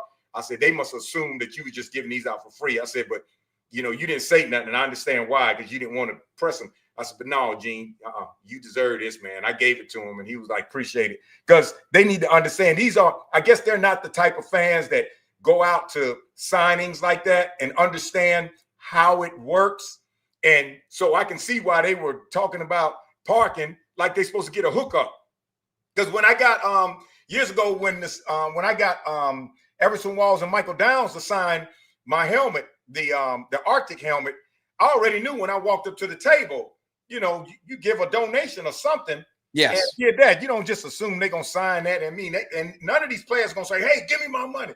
You know, they're doing it out of goodwill. But like you said, a lot of these players, they were famous on TV. They made a little money or something. But some people that aren't real fans that follow signings, they assume that when these players leave NFL, that these are multimillionaires and stuff, and they're not. You know, they're out there working just like anybody else. And yeah, you know, no, especially the guys you're talking, guys from the 80s, guys from the 70s, you know, even the early 90s. They did not make the money. I mean, I'm looking at the Sports Illustrated. I got a Troy Aikman when he signed the richest contract. It was like 3 years, $11 million. Yeah, which was big then. But that was the biggest contract. Yeah, Like this thing, you know, and I'm not making light or small of $11 million, but think about that. You know, the taxes they pay, years, and all that. You know, it's definitely a lot different than what it is today. I mean, these guys make sick money now. These guys shouldn't be charging anyone for autographs. I mean, man, I would, if I lived, because my sister lives in Texas, you know that. I told Crystal, if I lived in Texas, or if I came there during the season and I stayed like a month or so, the first thing I'll be doing on that Sunday evening or Saturday, I'll be looking at all the places around there within a 3-mile drive of where Cowboys players are going to be doing signings and stuff. And that's where I'll be. I'll take money, whatever it takes to donate to the cause to meet these players, man, because these are people that you watch playing and you admired when they played the game, and you'd like to get the chance to meet them. Yeah, and you know what's so cool with them is like Cuts. You know, Cuts does all his beautiful wood cuts. He goes to see them and he brings one for them. Yes. And then he has one that he wants to sign. And I just think that's one of the coolest things. And he showed me videos and pictures, and I've seen it. He did one for Eugene Lockhart. How much they appreciate that. How much it's just so, I mean, like you said, these guys are people, man. Like you talked to Eugene when we were at the tailgate. I mean, he's just down to earth. He's a guy like anyone else, man. He's just, and it's just so cool that you get that we've gotten the opportunity to talk to some players. And, you know, I got into it with someone on Twitter or somewhere because they were like, "Oh, you do this shit and you do these hype videos. What's it get you?" I said, well, you know, it's got me a Cowboys family, you know, that I didn't have living in, you know, where I lived in Florida. We didn't, you know, you didn't have that. And then it's getting me opportunity to be able to interview and talk to players. And I got players' numbers in my phone, and I met families, you know, Zeke's mom, I've got to know, and all of that. So, but the biggest thing I think they might be back. Are they back? Thumbs up. All right. I think they're back. But the biggest thing is, Mike, it's your joy. It doesn't matter whether you get something out of it or not. If they look at it for what they're getting, they're excluding their joy. It's your joy. Yeah. Who do we got? There's a hit machine. What's up, Eugene? What's up, baby? Hey, what's up, baby? How you Cowboys fans in the house? We in the cave, baby. The cave, baby. What's going on, man? It was so good seeing you guys last week. I tell you what, it ain't nothing like seeing some real Cowboy fans, some real, no appetizer fan, right? Cowboy fans up in the house. And when they came from North Carolina, they came from Florida, they came from all over the world. Germany, UK, all around the world. Man, hey, man, my sister got a kick out of meeting you, Eugene. I had told her so much about you, and she finally got a chance to meet you. She enjoyed it, man. She loved it. Man, I enjoyed you guys, man. It was just an honor to be on Cowboys Cave Live and to see what a real tailgate looks like. If you're not at Mike Tag's Cowboys Cave, you're really missing the Cowboy experience, because it is off the chain. We had Rowdy there. You had the hit machine there. What else can you ask? The food by Cuts by Jones. Yeah, ain't it? Awesome. I'm talking about the hype party. I tell you what, they need to get the Cowboy Cave on the inside of the dressing room. Yeah, on the inside of the dressing room before the game starts. And then down on the stand, what winning really looks like. Yeah. Beyond the stars. Eugene Lockhart now approved this message. Hey, Eugene, they NBC Sunday Night Football had our hype video on the pregame. You were in there. Really? Yeah, it was on the pregame. That's it, man. Hey, that's it. I tell you what, we're doing it nationally. We're doing it nationally. But you know what you see with us is what you really get. That's right. We're not faking. What you see is what you get. You talk about some real Cowboy fans with some real love for the Cowboys and with some real hope and desire and faith, believing in our hearts and mind and our spirits that we're gonna win. One way or the other, we're gonna win. If they don't win on the field, we're gonna win in the cave. Yeah, Are we gonna Absolutely. win in the cave? Are we gonna win in the cave? Go Win win in in the the I cave. can't hear We're you. gonna get this thing always right. winning. Hey, let me ask Right. you. Let me ask you something, Eugene, because you're a defensive legend, all-pro linebacker. The defense. I mean, this is our Achilles heel, man. Can they get this right? Can they get this defense back on track? Because it's a lot of pressure on the offense, man. What are you seeing? The only way that I see it, okay, is first of all, you gotta be simple, you gotta simplify the defense, okay? You got young guys, you got about the third defensive coordinator in the last 2 or 3 years. Okay. You lost your best defensive player. Yep. You got injuries everywhere. You still inherit the same identity that you had last year. You can't stop the run. Okay. The only way that you can do it is simplify the defense so the defensive players don't have to think, that it becomes second nature to them. And then, because they always say, he who hesitates is lost. If you're in a thinking process, it's gonna slow you down from reacting. If you're gonna play cover two, let's play cover two. Okay, across the board. That at least everybody is on the same page. So the only thing it does is if somebody moves across the line of scrimmage, you don't have a chance to change the coverage or change the front.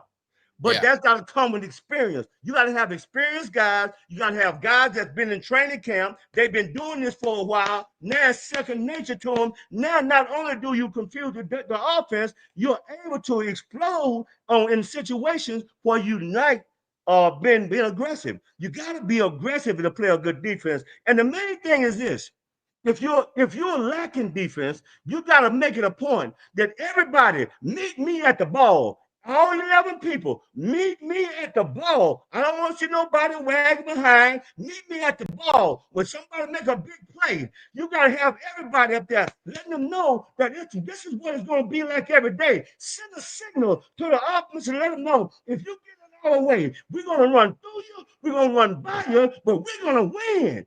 Yeah. That's So what what I'm do you Talking think? about. What do you think about? Do you think at this point Eberflus needs to go ahead and go out on the limb and blitz more now, because he really doesn't have anything to lose? So what you're doing, you're forcing me to man-to-man. Do you have corners out there that can play man-to-man?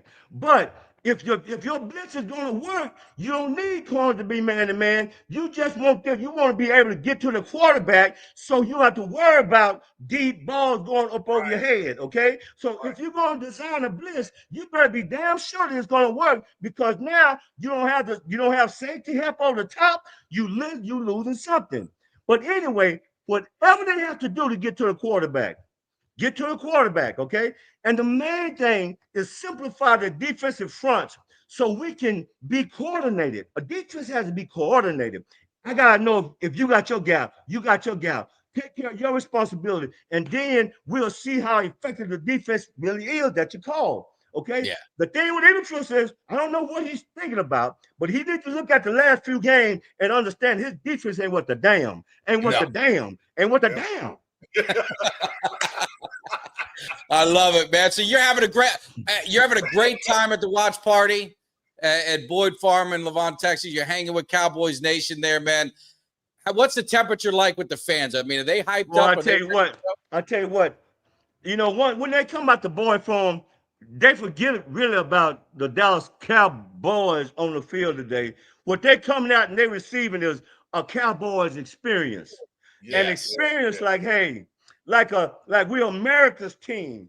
So inside Boyd Farm, you got Super Bowl winning trophy, you got trophy, you got Ed Too Tall Jones, you got 3-time Super Bowl champion Kevin Smith. So we got Cowboys experience out here at Boyd Farm. So that's what you can expect when you come up out here.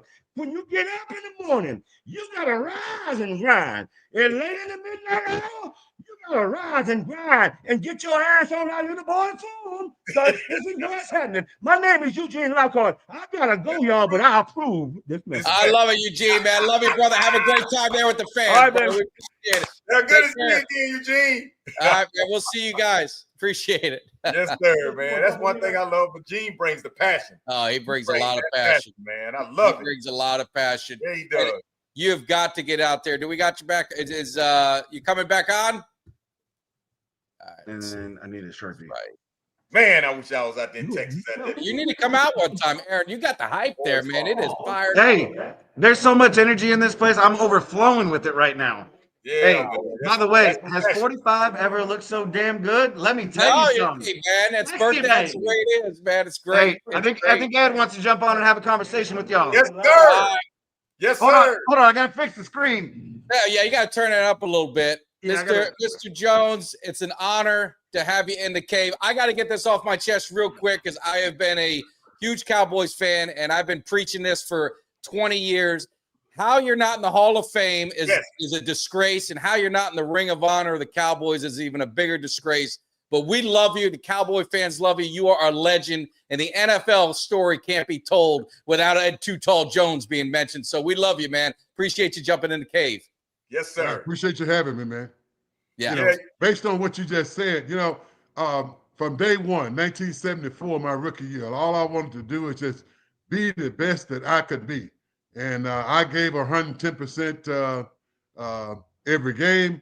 And the thing that I'm most proud of is the fact that I was able to play 15 years for Dallas and never miss a game. And if any of you that played the game and the coaches out there, you know how important it is having your key players on the field. I was always a team player. And like I said, when it comes to off the field honors, that was never one of my things. My thing was always, what can I do to help this team win?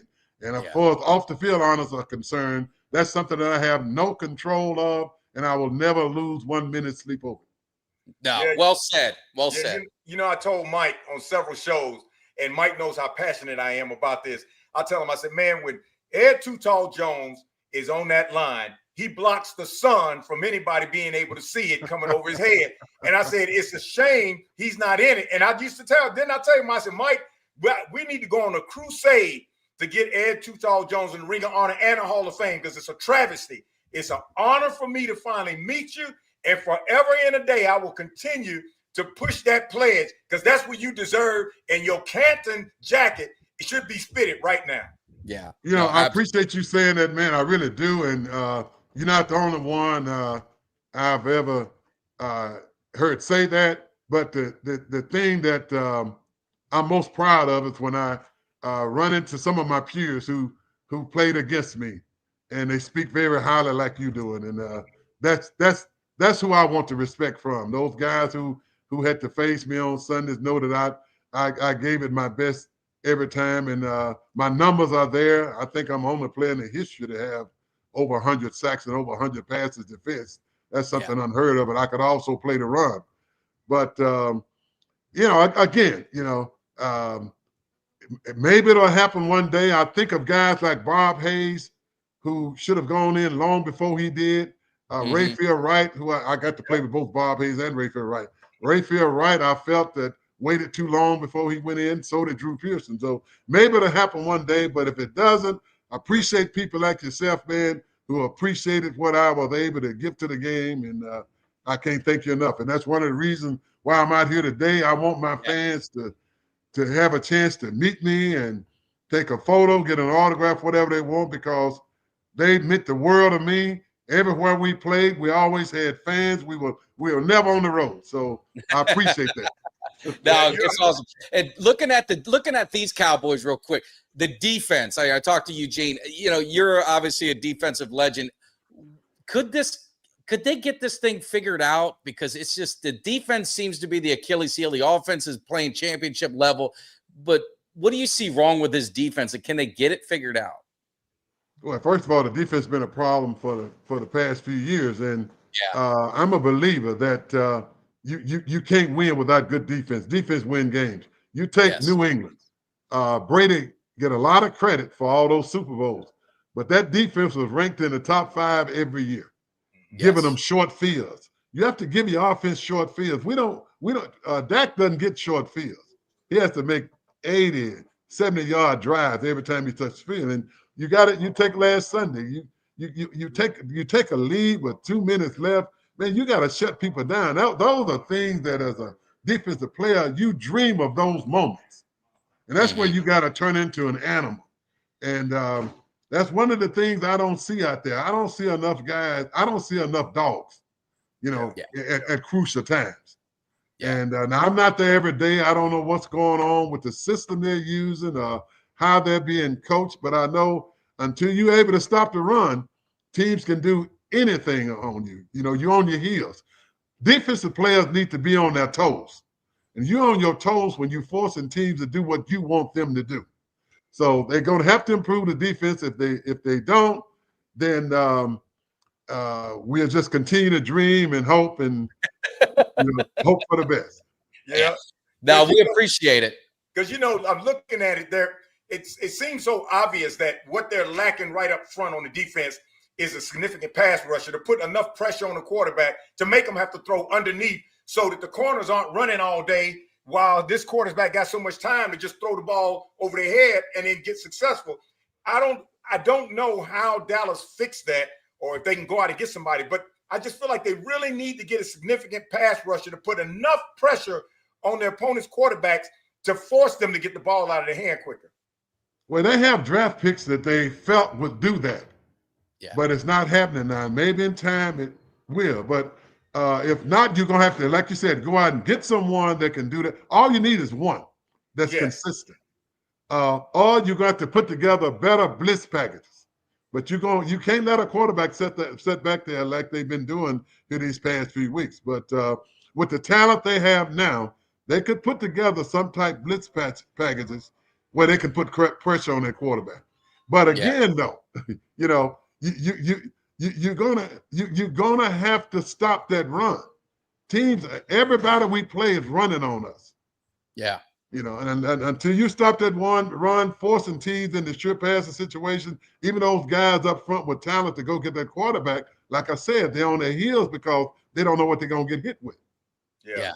No, absolutely. Well, I just want to say, Tutal, I know you're getting ready to meet the fans. You're doing all that stuff there at Boyd Farm. It's awesome. I'm looking in my cave. You're well represented. I got a Dallas Weekly when I was a little kid you signed for me. And I got a Sports Illustrated with you and William Refrigerator Perry when you guys were in London. I got that from you years ago.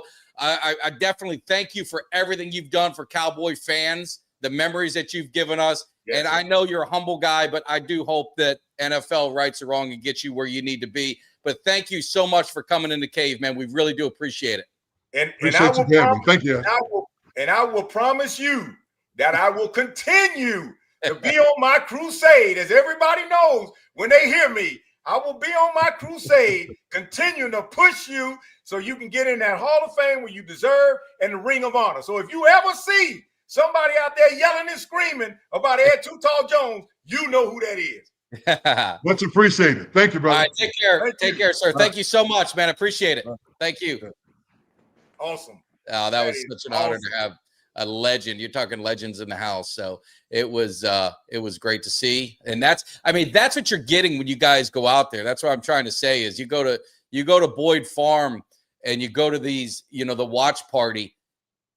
You're talking to legends. I mean, Eugene Lockhart, Ed Too Tall Jones, Drew Pearson was out there last week. Kevin Smith is out there every week. You're talking 3-time Super Bowl champion. Yeah, I mean, there's champions all over that place. If you're in Levant, Texas, if you're near there, whatever it is, you need to go out there and be part of it. It was one of the best experiences that I had as a fan to just be there. And I was honored to be able to do the podcast there and sit right next to Charles Haley and sit right next to, Drew Pearson and sit right next to Kevin Smith and be able to talk to him and Ed Too Tall Jones. I'm telling you, as a kid, Ed Too Tall Jones, I'm, the 80s. I was the 80s guy, right? He was bigger than life for me. Yes, he was. He was just a bigger than life player. And it was such an honor. And that was a bucket list moment for sure to have Ed Too Tall Jones in the cave. You're smiling from ear to ear, so I know you feel it. Because, growing up, man, playing in the backyard where we used to get little crayon and stuff and paint on our pants like we the Dallas Cowboys and paint our helmets. And you sit back there, you play this man on offense, and on defense, it was Ed Too Tall Jones. You know, it's just, it was a household name no matter where you went, no matter what team you like. When you mentioned Ed Too Tall Jones, everybody knew who it was because of his impact on the field. And man, I'm telling you, this is a dream come true for me to meet him. And I will continue to like I always do, announce that it is a travesty that he's not in the Hall of Fame. And sooner or later, he should be getting in there because he needs to be there. That is the face of the Dallas Cowboys. No, absolutely. And just so humble as a person. Yes. So humble as a person. And I remember, I'm trying to remember the Raiders lineman, great lineman for the Raiders. And I sat and talked to him he was at a card show. And we just were talking. And I said, who was the toughest guy you had to go against? And it was Ed Too Tall Jones. And I said, yeah, isn't that crazy? He's not in the Hall of Fame. He was shocked. He goes, what? There's no way. I'm like, yeah, I know it. But hey, it's about that time. The hype, the game is here. Kickoff is just 15, 20 minutes away. So we're going to get rolling out of here. 400 plus of you guys hanging out in the cave early morning. We've been going 3.5 hours. Like, Greg, I don't know if you expected it. I apologize, but this was such a good show. You don't have to apologize to me. I can go all day. We knew the legends were going to be here, so we appreciate everything. Cowboys Nation, we're going to get this W. We're going to get this thing right. We're injured. We're depleted. Our back's against the wall with all these injuries, but we're going to make it happen. Thank you so much. Thank you, everyone out at Boyd Farm who hung out with us. Again, you guys go out and check them out. Levon, Texas, man, you're missing out if you ain't there. Greg, appreciate as always being my Sunday morning partner. We will see you guys. Take care. Enjoy the game. Let's go, Cowboys. Give me somebody that's hungry. Give me somebody that's hungry. I need somebody.